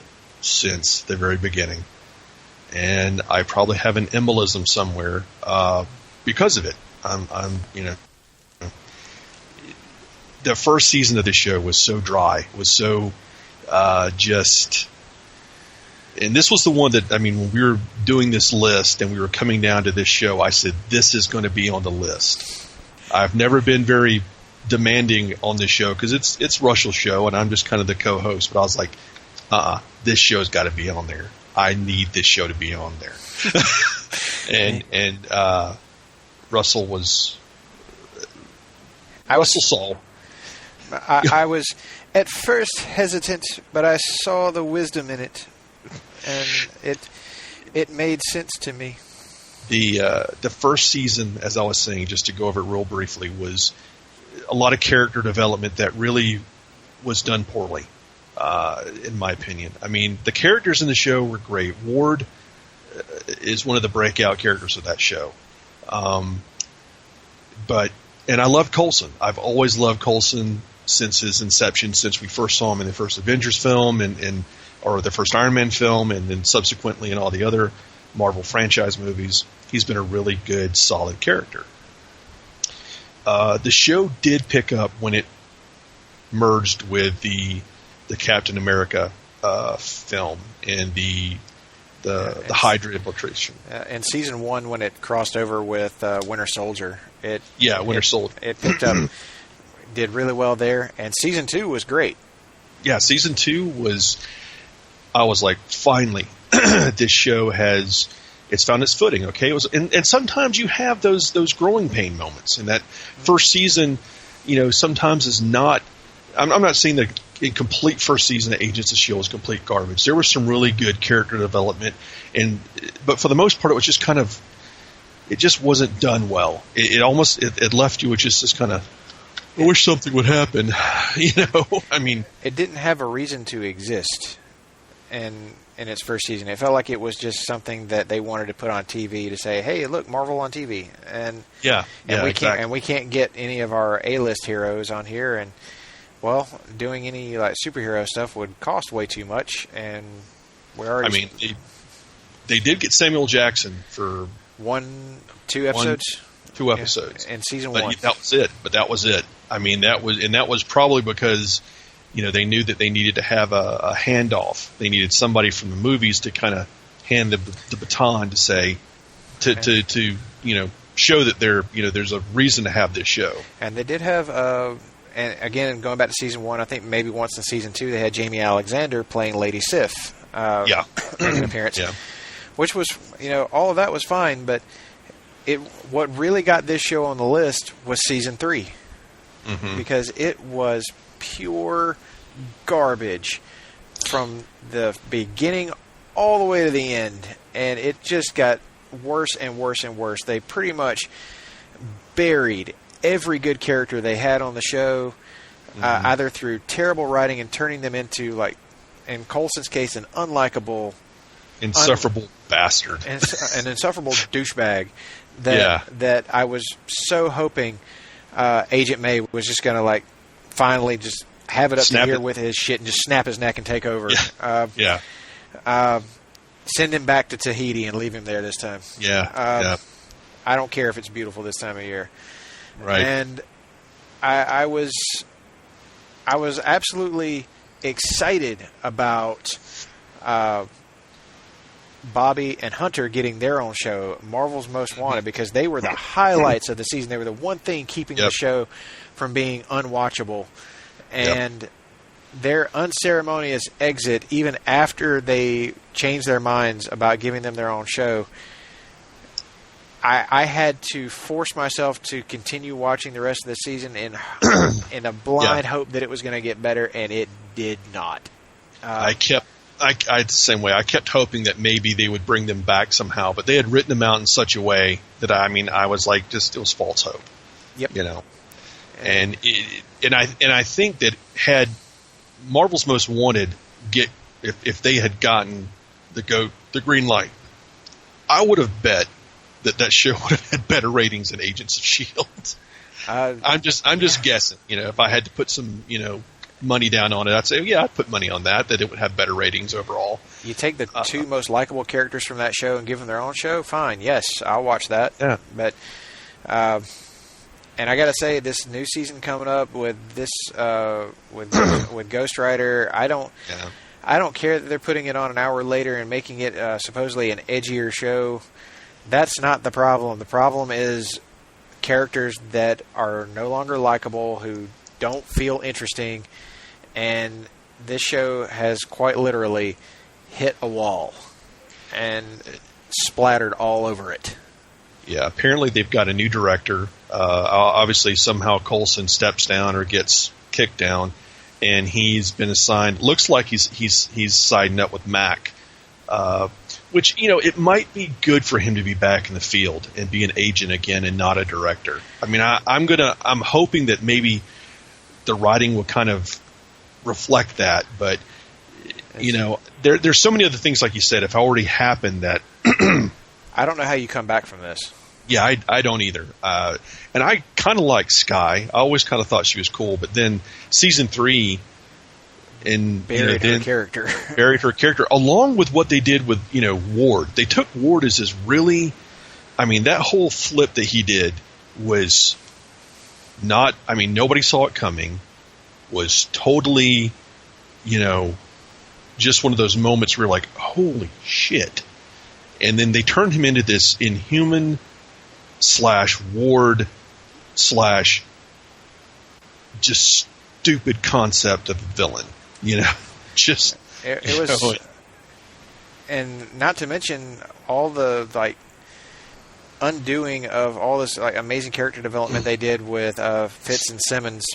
Oh yeah, yeah, and then they tried to backtrack on it by the end of the season and then just like throw them together. And I'm like, I'm sorry, but after all the stuff that you've put them through and how like kind of insufferable you've made their characters, at this point, I just don't care. And yeah, that's where I was after it. When it happened, I was like, eh. Yeah. I was like, that was a word for it. But in keeping with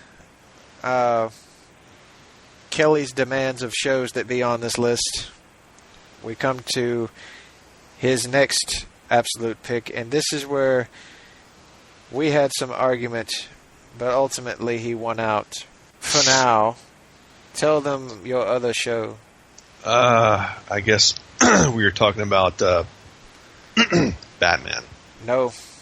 Oh, which one are we talking about? Lois. Oh, Lois and Clark. Okay, sorry. Lois and Clark, The New Adventures of Superman. Oh Lord, no.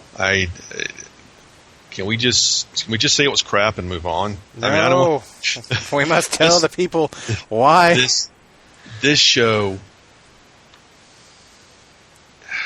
I tell you how the show could have been good if they had just done Lois and Clark.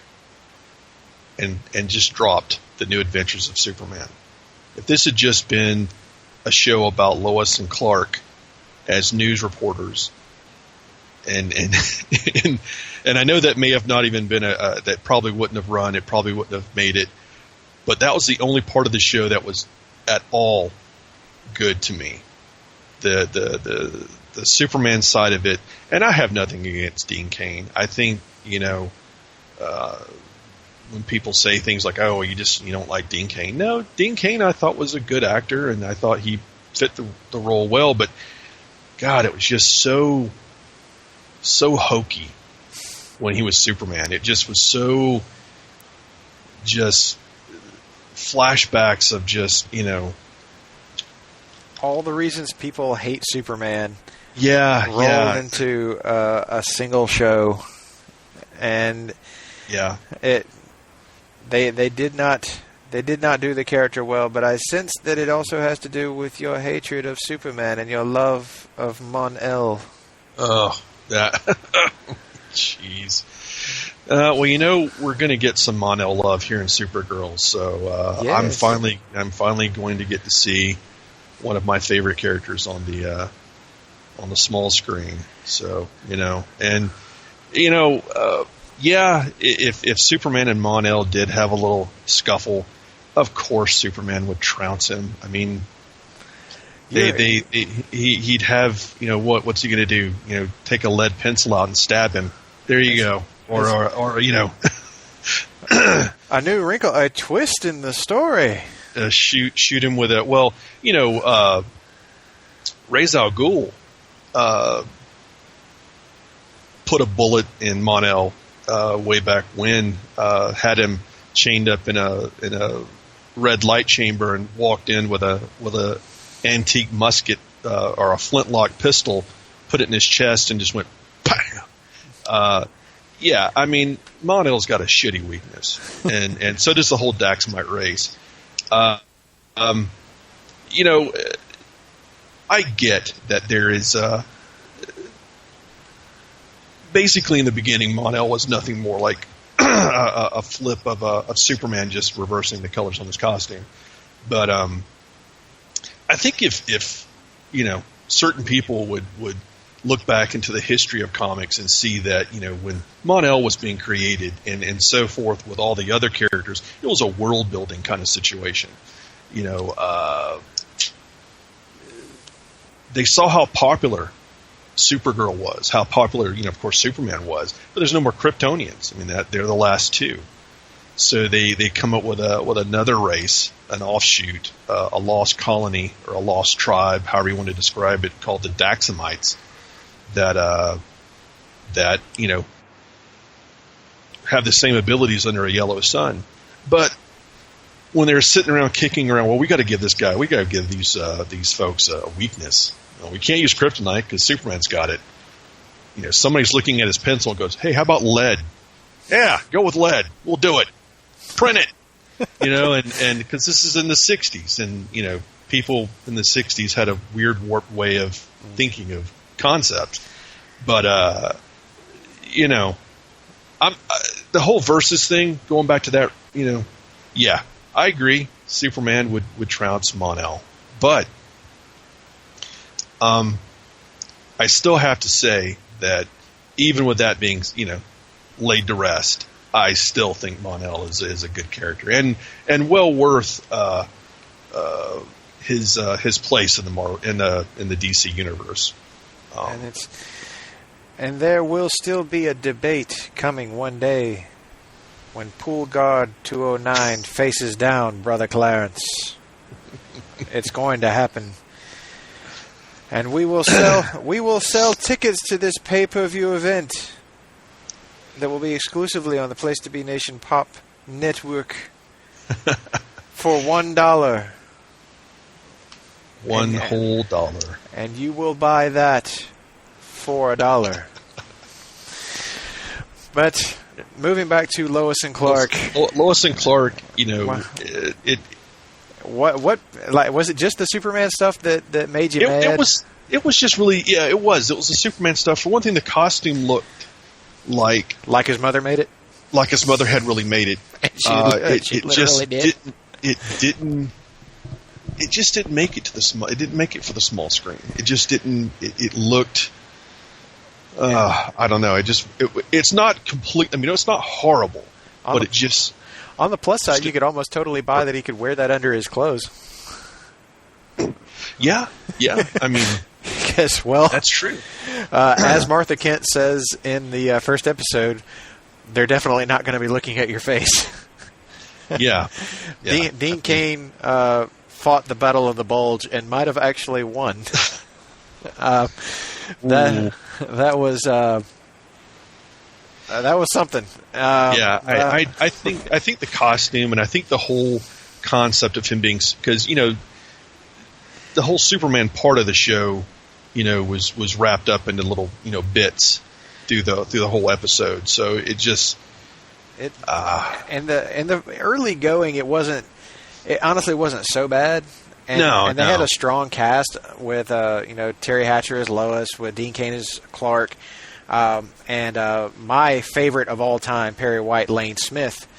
All of that, and John Shea playing Lex Luthor. All of that seemed like it would be good, but this show did incredibly lame versions of Superman's Rogues Gallery. I mean, they were cheeseball at times, on the level of another show that's on our list, but we'll get to that in a moment.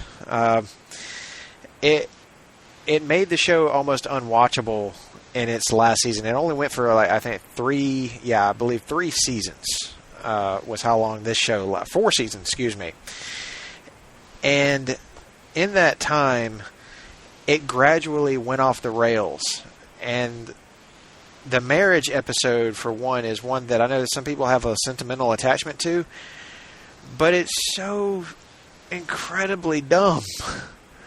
Like, who did they even get married by? It's just some guy that suddenly everybody remembers. And yeah, you can do stuff like that maybe in the comics, but you try to translate that to a TV show and it just comes off as, oh my God, this is bad. And then the cliffhanger ending of the series, somebody left a little orphan newborn on their doorstep because, as it turns out, Kryptonians and humans can't have kids together, at least as far as this continuity is concerned. Yeah. So Lois and Clark get married but cannot have children. And then somebody just leaves a baby on their doorstep. No real explanation for that, and the series just ends there.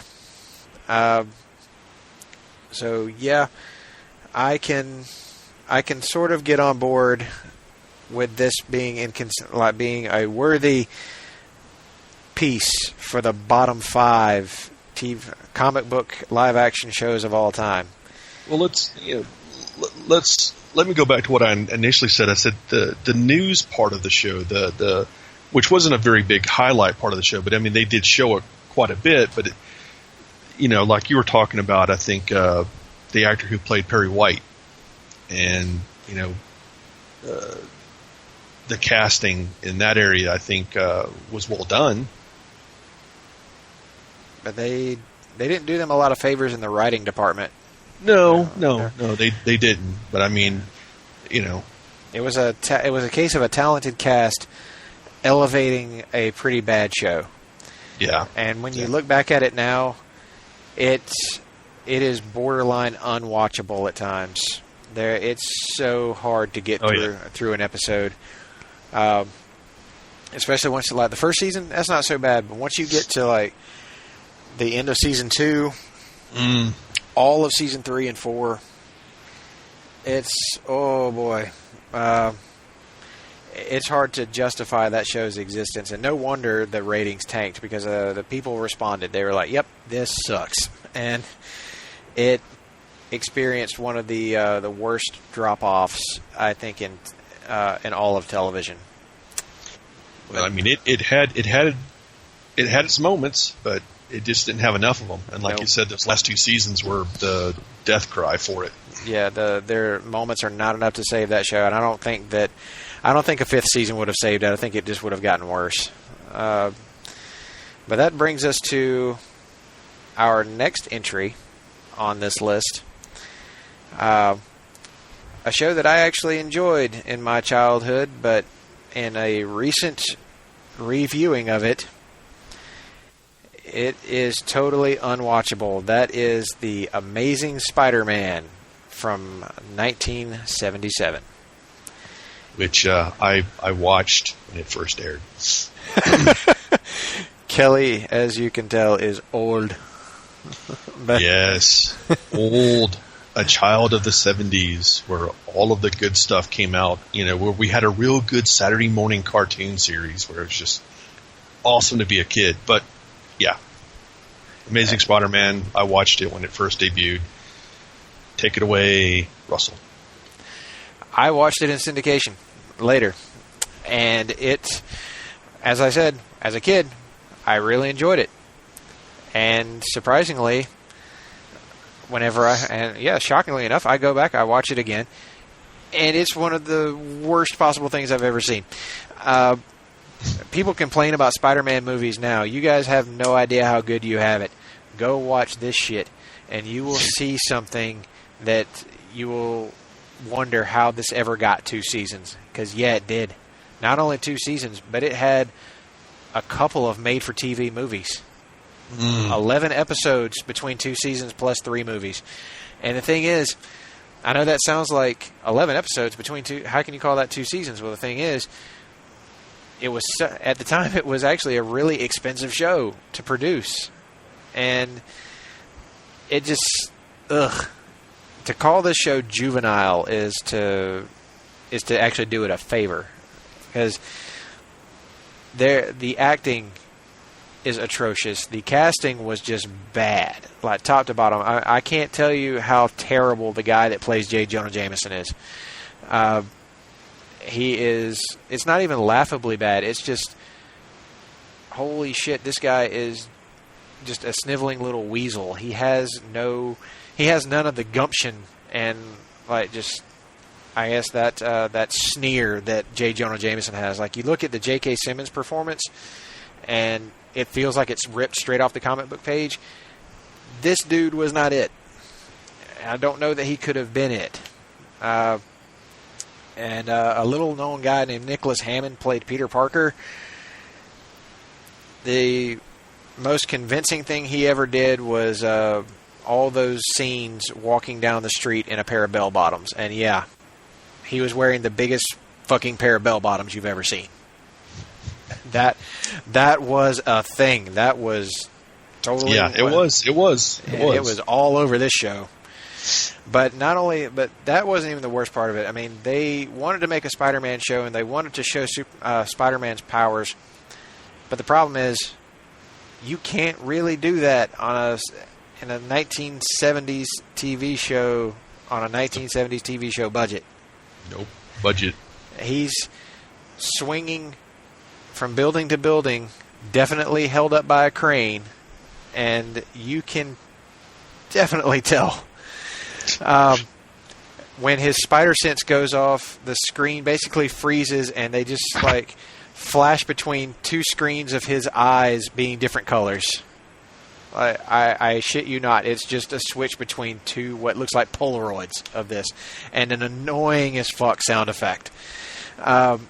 And this happens multiple times throughout the episode. Every episode, of course. I think that was their favorite power to display. Other than him crawling up the side of the building in a total Batman 66 style camera angle. That's how they cheated to get that. And he looks ridiculous doing it.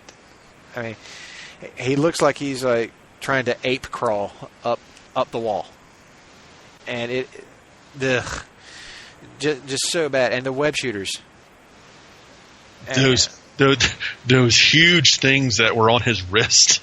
Yeah, these gigantic web shooters that hang like these gigantic bracelets off of his wrist, and they shoot out webbing that is very clearly rope. It's white rope. It's white rope that you could use probably like for hanging up clothes, like a clothesline or something, or tying an anchor to. It's just ridiculous. And the thing is, this show, luckily it didn't damage Spider-Man's popularity, because that's actually something we haven't touched on with a lot of these other shows, as we've been going down this countdown, is that they can have a negative effect on how characters are perceived. That's a big reason for why some of these shows, are so maligned, is that they have an adverse effect on the characters that they're portraying outside of these TV shows. Like suddenly, larger audiences who might not be reading comics are like, well, if that's how the character is, that's really lame. Why do people like that? I have no interest in going to read a comic about that. And that's something that, Superman was, benefiting actually at the time from Lois and Clark. Whenever it was airing, it benefited, with Death of Superman happening around that same time.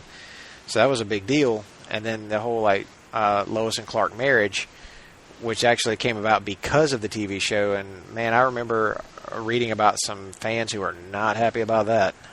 Yeah, that was a thing. Birds of Prey definitely didn't help any of its characters. That comic has still struggled to get back. And then we have this Amazing Spider-Man show. It might be the only show on the in the bottom 5 that didn't really hurt its character so much, mostly because the character of Spider-Man was just so beloved. But this show also tried to tie into, or at least there was a plan to tie this show into the Incredible Hulk TV series, and to make a larger Marvel TV universe. But all of that fell through because the show just didn't get good ratings. It also was just hammered by critics. I'm glad that it didn't, because it might have tainted what, at the time, I mean, The Incredible Hulk was a great show, so I'm not missing out that they didn't tie those two together. I mean, the thing is, at first, like most of these shows, it got, strong ratings at a time. Oh, yeah, yeah. But as time goes on, it gets, it's a combination of things. The ratings not holding, and it being so expensive to produce. It did not work. It's one of the absolute worst things that you'll ever experience if you ever decide to look this up. And you can actually find some of this stuff on YouTube. You don't have to go far. I don't know if you actually want to try that, but you know what? If you're feeling brave one night, go find The Amazing Spider-Man from 1977. Give it a shot, and it'll give you a new appreciation for those Andrew Garfield movies. You think those are bad? You're one of those that sits around and complains about it. Go watch this shit. This will make you appreciate things in a whole new way. Oh yeah. But we have come to the last entry on the list, the one we saved for last, because this is going to be the most controversial one, and I have a feeling we're going to hear it for this one. Tell them about it, Kelley. Well, it's the 1966 Batman series.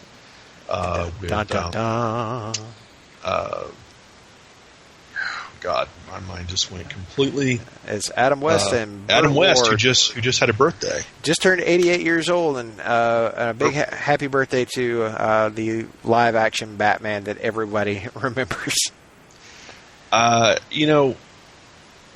This wasn't, a completely easy series to put on this list. No, it was not.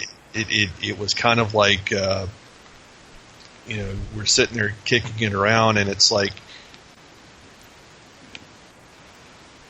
there are a lot. It's charming in its own way, but it doesn't stand the test of time. Like, it's hard to go back for me and watch episodes of it now. I mean, unless you are drinking. Unless you are drinking, I think that's really the only way you can get through it. I started I watched the Batman movie a few weeks ago, and I couldn't get all the way through it. But with that being said, I mean, the show did some good things.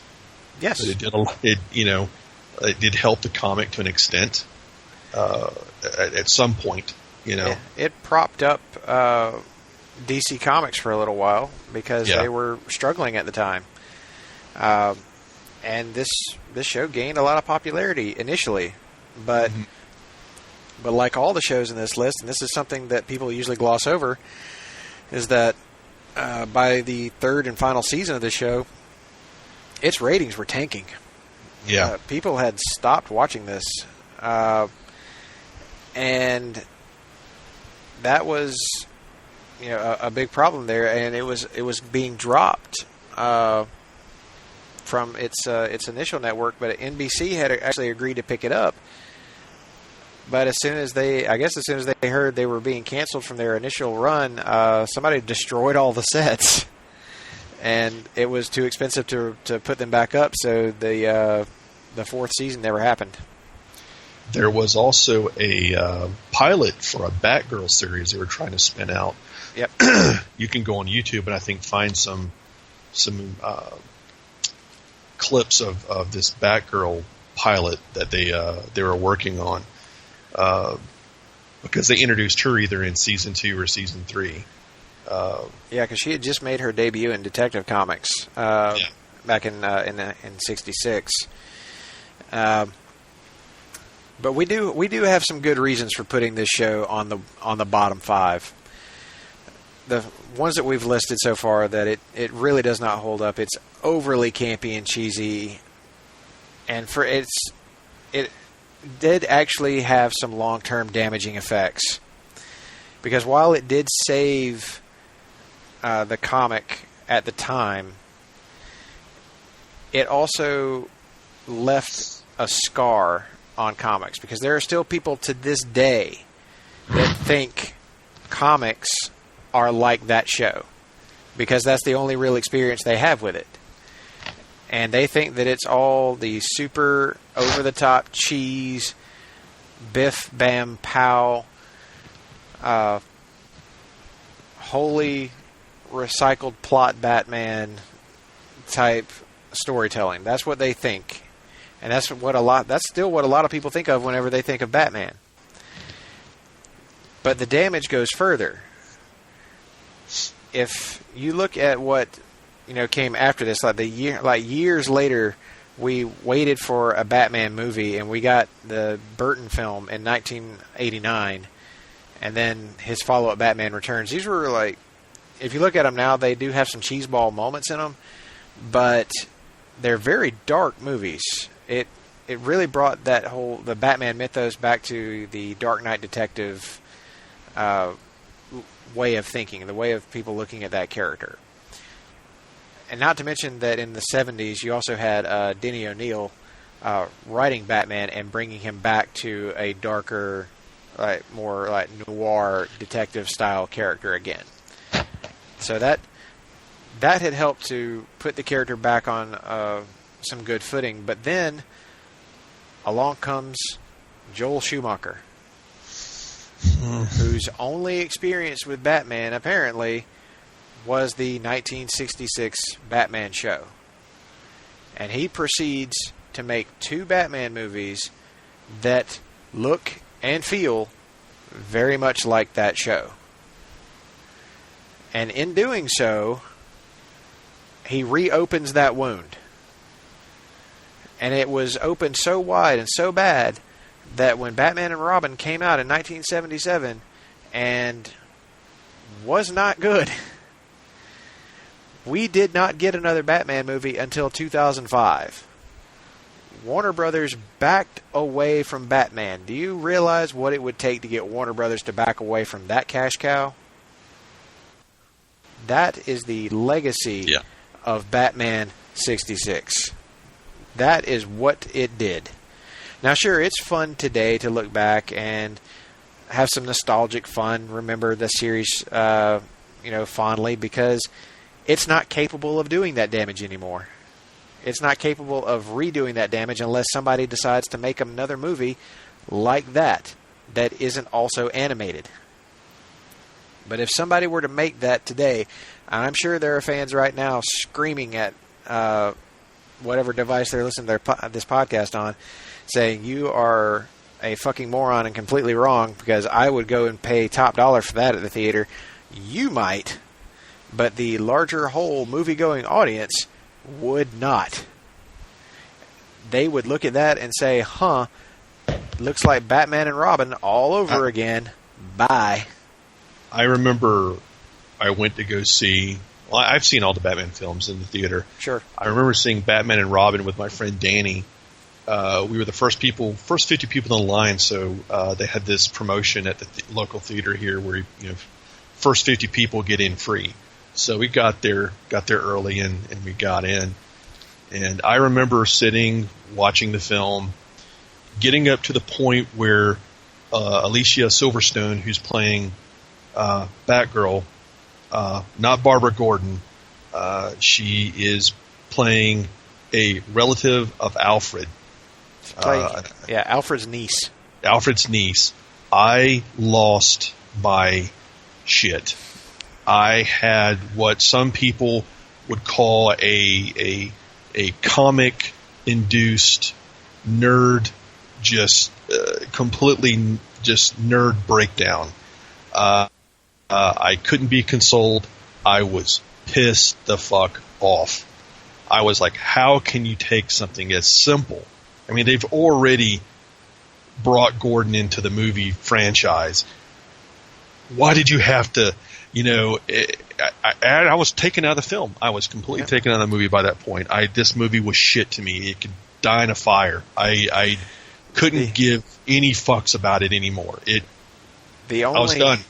The only redeeming quality for Batman and Robin to me, other than its pretty good soundtrack, surprisingly enough, was I'm a sucker for Arnold puns. So I knew how bad his Mr. Freeze was. I knew how inaccurate it was.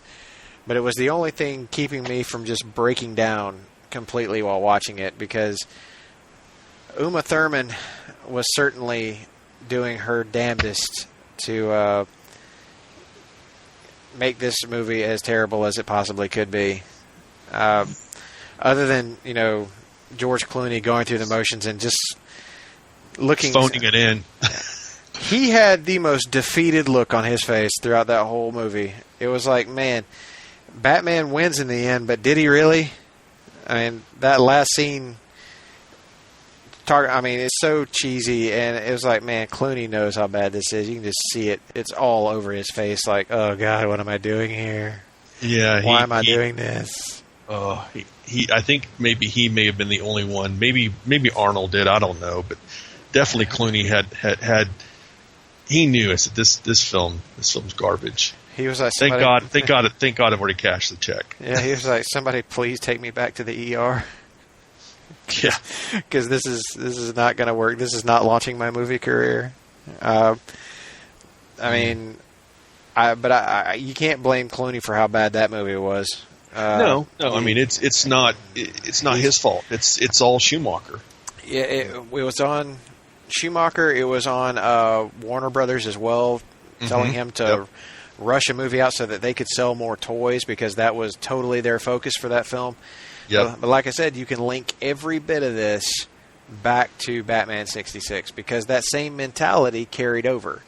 It wasn't about doing a show that did Batman justice and was aimed at Batman fans and then making new Batman fans. It was about selling a toy line. It was a cash grab. Yeah, it totally was. And that's what it is. And the thing is, like, kids ate that up for a while, but the audience for that show grew up very quickly, and the audience behind them, like the even younger audience, was not interested. They thought it was cheesy and dumb, and adults certainly did too. But you had that little sect of generation that absolutely loves that show. But at the same time, you got to look at the lasting legacy that it has left. And while we nostalgically love Adam West, I love Adam West. Yeah, but I got to tell you, that new movie that's coming out, Batman and Robin: The Return of the Caped Crusaders, the animated, the animated film. I'm totally buying that, because I'm actually really looking forward to watching it, but not because I have this nostalgia itch for the '66 show. It's because I can't wait to see Mayor West don the Batman costume and go at it, because that's how that's how I view him now. I view him as Mayor West from Family Guy. And that's how I'm going to take that movie. I'm going to be like, it's the Mayor West character dressed up as Batman. And this will make me happy. But if I were to... I mean, you look back at the 8-year-old kids who were watching that show, it was high drama to them. Like, that's how it was. But, I challenge you. You try to watch that show as an adult and take any part of it seriously. You can't. And that's why we say that, Batman is a very serious toned character. But this show was anything but. And I think that there's a strong case to be made for it being the worst live action comic book show of all time. Yeah, I feel like we're probably going to get a lot of heat on this. And, like I was... And I think Russell will agree with me. It's not. The show has, like Russell was saying, there's some really good poignant. I mean, the show had its good points, but when you're looking at it over as a whole, and you have to understand, we're trying to take it from that criteria as a whole. It doesn't it doesn't fare up. I mean, it doesn't have a good lasting quality to it. It doesn't age well, as they say. I mean, none of these shows will age well in any regard. But I mean, the show itself, I mean, because, you know, when we were doing our top 5 best, we were thinking about putting it on there, but we couldn't come to terms with putting it on there with all the negativity that we were kind of coming up with for it. So that was the biggest problem. This by far, I think, was the toughest show to put on this list because of I have nostalgic feelings about it myself, but I can't go back and watch it. You know, I just can't. It just doesn't hold up, and it just can't do it. It's not like there aren't other shows out there that we could, possibly say were like on equal level of being bad. Yeah, I mean, we had a pretty decent list. We do. So. And folks, you can definitely see that list. And I'll even say it. I heavily considered the idea of something like The Tick or Nightman being far worse than Batman 66. But then I thought about it for a little while, and I'm like, does anybody even remember those shows? No. Does anybody care? Did those shows cause any kind of damage to the properties that they were based off of? No. They didn't. They did nothing. They might as well not even exist. So when it comes right down to it, you had to factor that in. And that's where we are. But on that note, we've come to the end of our bottom 5, doing things a little differently there because, as you know, if you've experienced any comic book podcast or read any comic book website ever, you know that lists are pretty much par for the course. We do them. Everybody does them. It's just a thing you do. It's very commonplace now. Yeah, very, very commonplace. But we decided we'd put our own spin on it, and of course, it's about the people behind the list that make it more fun. And this list is personal to us. If you agree, awesome. If you disagree, also awesome. We'd love to hear from everybody on that, and you can definitely find discussion on this in our Facebook group, the Place to Be Nation Comics group. It's open. Come on in. I'd love to hear your feedback on this. I would love to hear what your list of what are the worst comic book based TV shows that you've ever seen. And hit us up on Twitter. You can find me at Russell_Sellers again, or Russell S at placetobenation.com. We're going to get Kelley on both of these things very soon, so you guys can definitely blow up his inbox about it too. And before we go, we did have a couple of dishonorable mentions to throw out there. A couple of shows that almost made the list. They came real close, but they didn't quite suck enough. And Kelley, what were your two? My first was, excuse me. Again, I'm going to plug the 70s, and growing up,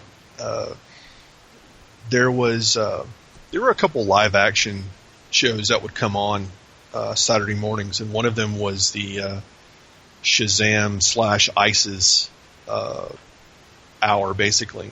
And Shazam is the show that my first show that I'm putting up there. I have a lot of, again, nostalgic feelings for this because looking back, got a lot of fond memories from the 70s growing up. But this show was one of those shows that they really kind of kept with the source material of the character and Billy Batson and had him and this older fellow that he referred to as mentor, who they traveled around in a Winnebago and help people, and there was always this moral message at the end to kind of bring everything together about doing the right thing or not telling lies. I mean, wholesome things that kind of follow the whole thing about Captain Marvel.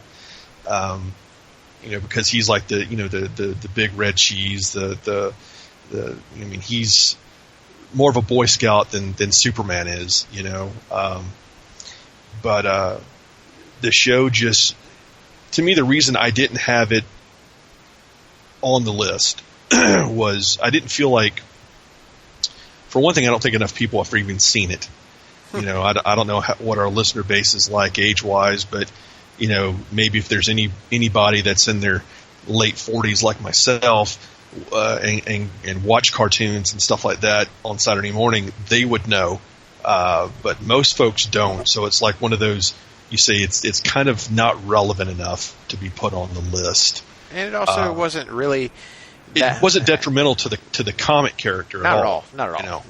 It did no damage. It may have even helped. Honestly, I think it probably made more fans than it would have driven away. Oh yeah. I think it would have brought more fans in. Now going back to when I've talked about the show with other people that are of the same age and there's always good things said about it. If you talk about the Batman, going back to Batman a minute, if we pooled a bunch of people and talked to them, you would have a variable kind of feelings about the show, and most of them would probably be like, "Oh, that show was too campy. It was blah blah blah." There would be some negative things said about it. I don't think I ever heard anyone say anything negative about the Shazam show itself, and it ran for 2 seasons. And only lineup change is they had a different actor playing the Captain Marvel character the second season. They still had Billy Batson and the other guy, but I mean, when Billy Batson would change, to Captain Marvel, they had, of course, another actor portray him. They had somebody different the second season. Yeah, and that is your first of the dishonorable mentions. I'm going to tell you what both of mine are so that we can close out with yours, because we have a very important thing to do with your final dishonorable mention. I'm not going to take a lot of time here because there's really not a lot to say about these shows. The first is the most recent one. This was a show that was trying to capitalize off the popularity of the Wesley Snipes movies. It was the Blade TV series that was on Spike TV for a while. I think that network still exists in that form, but anyway, the show was very much like the movies. But since Wesley Snipes couldn't come back to reprise due to some lawsuits between he and the producers, they cast a rapper named Sticky Fingers to play the title character. He surprisingly didn't completely suck. Fight scenes were okay. Nothing spectacular about it. It was just an okay show. As you can probably imagine, it was a bit expensive. Didn't make it very long.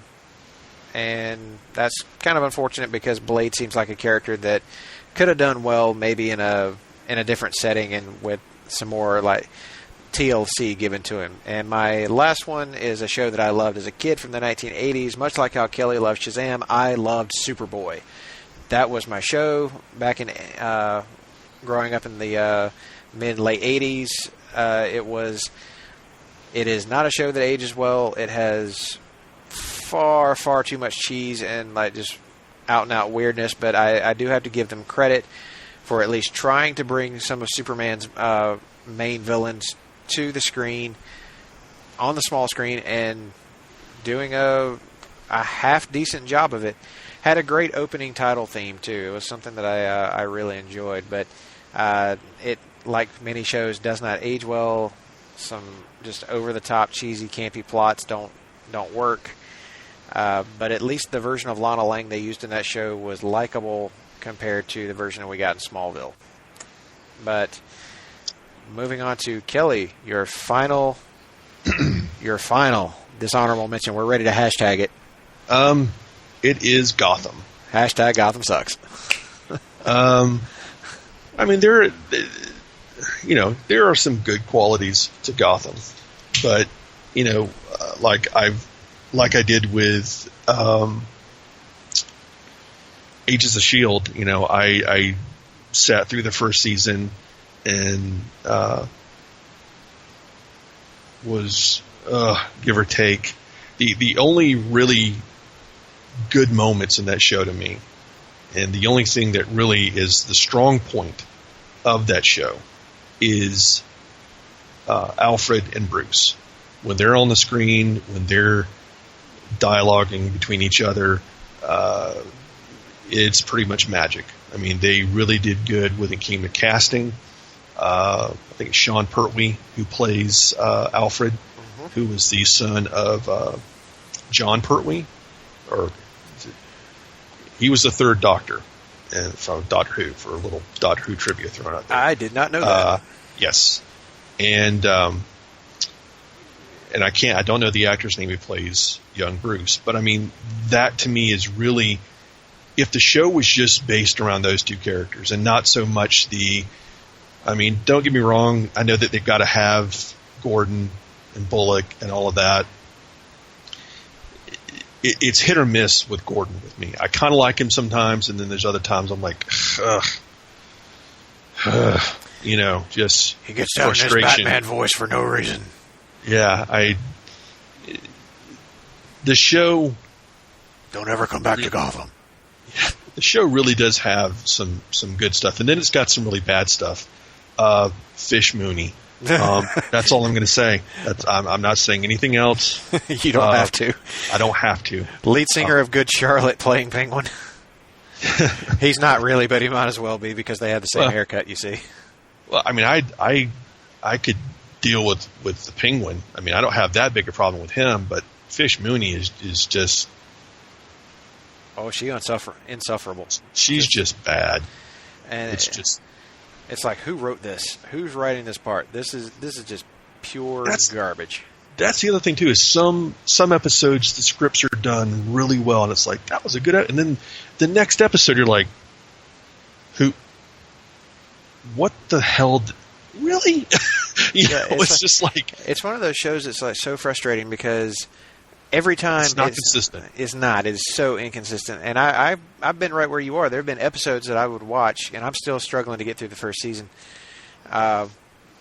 But it had its moments where I'm like, yeah, okay, I'm on board. I'm digging where this is going, and mostly it's because it's like episodes that are Alfred and Bruce centric, or even episodes that center around Selena Kyle, because I think that the actress that plays her is doing really well with it.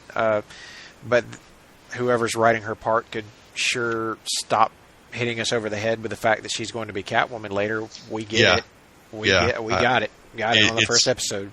I mean, you got the goggles going. I don't mind that, and the whole kind of the way she prowls around. It's like the whole "call me cat" thing too, which is honestly really stupid. But okay, if you want to go with that, but you don't have to keep beating us over the head with it. Just like they don't have to keep having Edward Nygma beat us over the head with the fact that yes, he's going to become Riddler. We get it. Right. He likes riddles. And I don't like what they're doing with Pamela Isley, where they've taken her from. They don't even call her Pamela Isley. Well, yeah, I mean, but they've literally called her Ivy. Yeah, Ivy is what they're doing with her character and aging her, quite a few years, and it just that and like from one of the promo pictures, it kind of looked like they're moving her into her modern persona, which Poison Ivy is known as kind of the risque sex pot type character. Yeah, I think that's what they're trying to go for. Yeah, it's like you're artificially aging this girl up, so she's still that young, but you've just put her in an older body. Does that not seem creepy to anybody else? It's a little bit of an ick factor in there. Yeah, it's dirty execs. What it is, it's like we gotta sex this show up. Let's get Pamela Isley and let's age her somehow. Give her some age juice or something, or put her in a ageatronic machine. And it gives me no hope for this show being salvageable. Even though I've heard that the season premiere was supposedly very good and that they did the Court of Owls really well.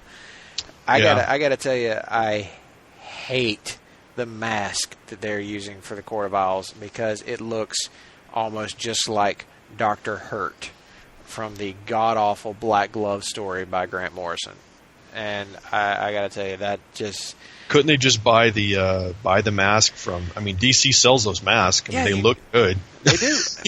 They fit fine, too. Like, I've tried one on before, and I'm like, I don't see why you couldn't just use All this. you have to do is buy the Court of Owls combo that comes with the mask, and there you go. Hell, there are comic book shops that'll sell the mask to you by itself. $10 or less. That's an exec director kind of. He knows better. We know how to do the mask. No, you don't. Yeah, and just the stuff that I've seen so far from the trailers made it look like they turned the Court of Owls into the orgy scene from Eyes Wide Shut. I think there's a lot of folks that have read Court of Owls, like you and myself, and probably countless others that are going to look at this and go, "Wow, they just shit over this whole story." Yeah, I don't see how you can do that. But I'm not on board. No. I hope that maybe characterizations will be good, but I got to remember this is also Gotham we're talking about. So and I can't. The other thing I really can't stand is Gordon's ex-wife or girlfriend or whatever, who's all crazy and. Boy, have they really screwed her character over. Yeah, her character is complete garbage, and I just... Ugh. That whole mess, and the way they've written Renee Montoya, too, just really pissed me off. That whole business just... they had her and Jim Corrigan in the first season together as partners, and I liked it. It's a name's job. I mean... Jim Corrigan? Yeah, name-dropping Spectre, okay. I was like, are we going there? That would be interesting. That would be a new twist on this show. Nope, not doing that. But we'll bring Jerome back. We'll keep bringing him in, and everybody will keep saying, he's totally going to be the Joker. No, he's not. If they give the Joker a real name and say that it's Jerome, I got to tell you, they've just completely ruined the mystique of the Joker. That's something I totally... I mean, they really just need to not go there. They just need to leave it in that kind of is he? And not, I'm calling it now that he's a red herring and one that's just prolonged. I mean, the bright orange, obviously fake red hair. Yeah, red herring, get it? It's but anyway, we've come to the end of another episode where we have slogged through the worst of the worst. We hope that you stuck with us all the way to the end, and just so it's abundantly clear, all the things that we said at the beginning, poking fun at our good buddies Greg and Nick over in the Hard Challenge Fanboys, it is all in jest. There's nothing... Oh, yeah. There's absolutely nothing serious in that. We have fun at each other's expense is what we do. And in fact, we're going to have both of them on the show, not at once, but they will both be making appearances on the show a little bit later on. And we will have, for you folks who've been following along, there will be the Mon-El versus Superman debate. It's going to happen. But that's for another time. In the meantime, you've got a lot of good stuff coming up, and we're going to go ahead and tell you what we've got coming up next. I put out a little poll on Twitter for folks to vote on what they wanted our next show to be, and the people have spoken, Kelley. Next time, we're going to be introducing the folks to the first ever Guide to segment.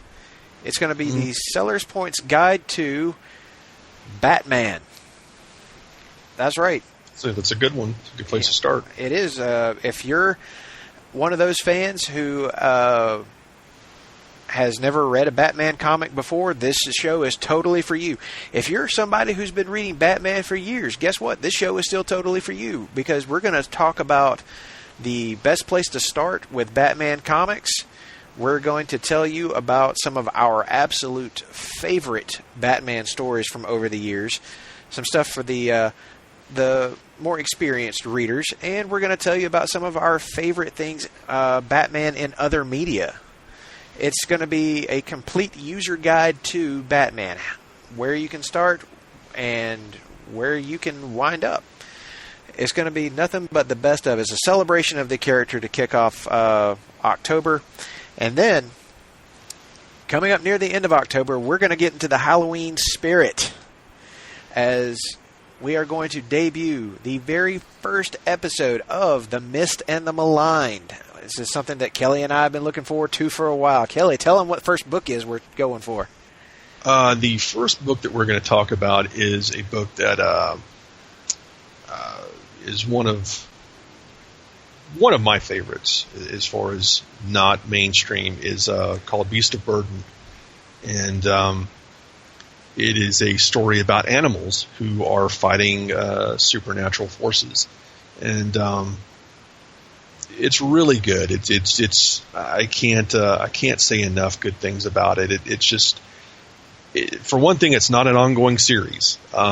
It's usually broke down into one-shots or maybe a mini-series.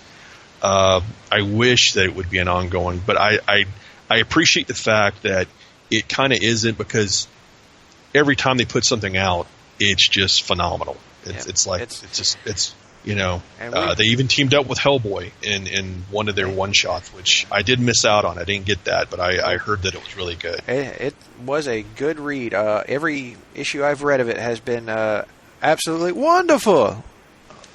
But we will get to that at another time. And we will go in depth with Beasts of Burden. And, of course, there will be another top and bottom 5 in November. And then in December, that is when we are aiming to have yet another Guide 2 episode that will feature Brother Clarence as he comes on to talk the Guide to Superman. And it will be wonderful. Wonderful. But all of that is coming up at a much later time. We hope you've had a good time with us. And don't forget, you have to check out all of the other really great podcasts right here on the Place to Be Nation Pop feed. Subscribe to us through Podbean or through iTunes. Of course, go check out the Hard Traveling Fanboys. Good friends Nick and Greg over there. They're doing really great work. Love their show. Legitimately, yes, they are the longest running weekly episodic series in Place to Be Nation Pop history. Who cares if it's by default, right, guys? I'm kidding. Then you've got Todd Weber's Conversation Comics. Amazing show. Steffi talks too much. Waiting on that next episode, Stephanie. Come on, bring it to us. I'm waiting over here. And, of course, you can't forget Geek and Sassy featuring Jennifer and Miranda. Just amazing show. They're just getting started, but it's going to be great. You guys, keep listening to theirs. Also check out Glenn Butler's podcast, Our Spectacular, and don't ever miss an episode of Lucha Undead. These guys are great. That's just the tip of the iceberg of amazing podcast shows that you can find here. So go check out all of those, and we will be back next time, like we said, for our next episode, Guide to Batman. Don't miss out on that. We are here every first and third week of the month. For Kelley, Pool Guard 209, I am Russell Sellers, Broken Points. We will see you guys next time.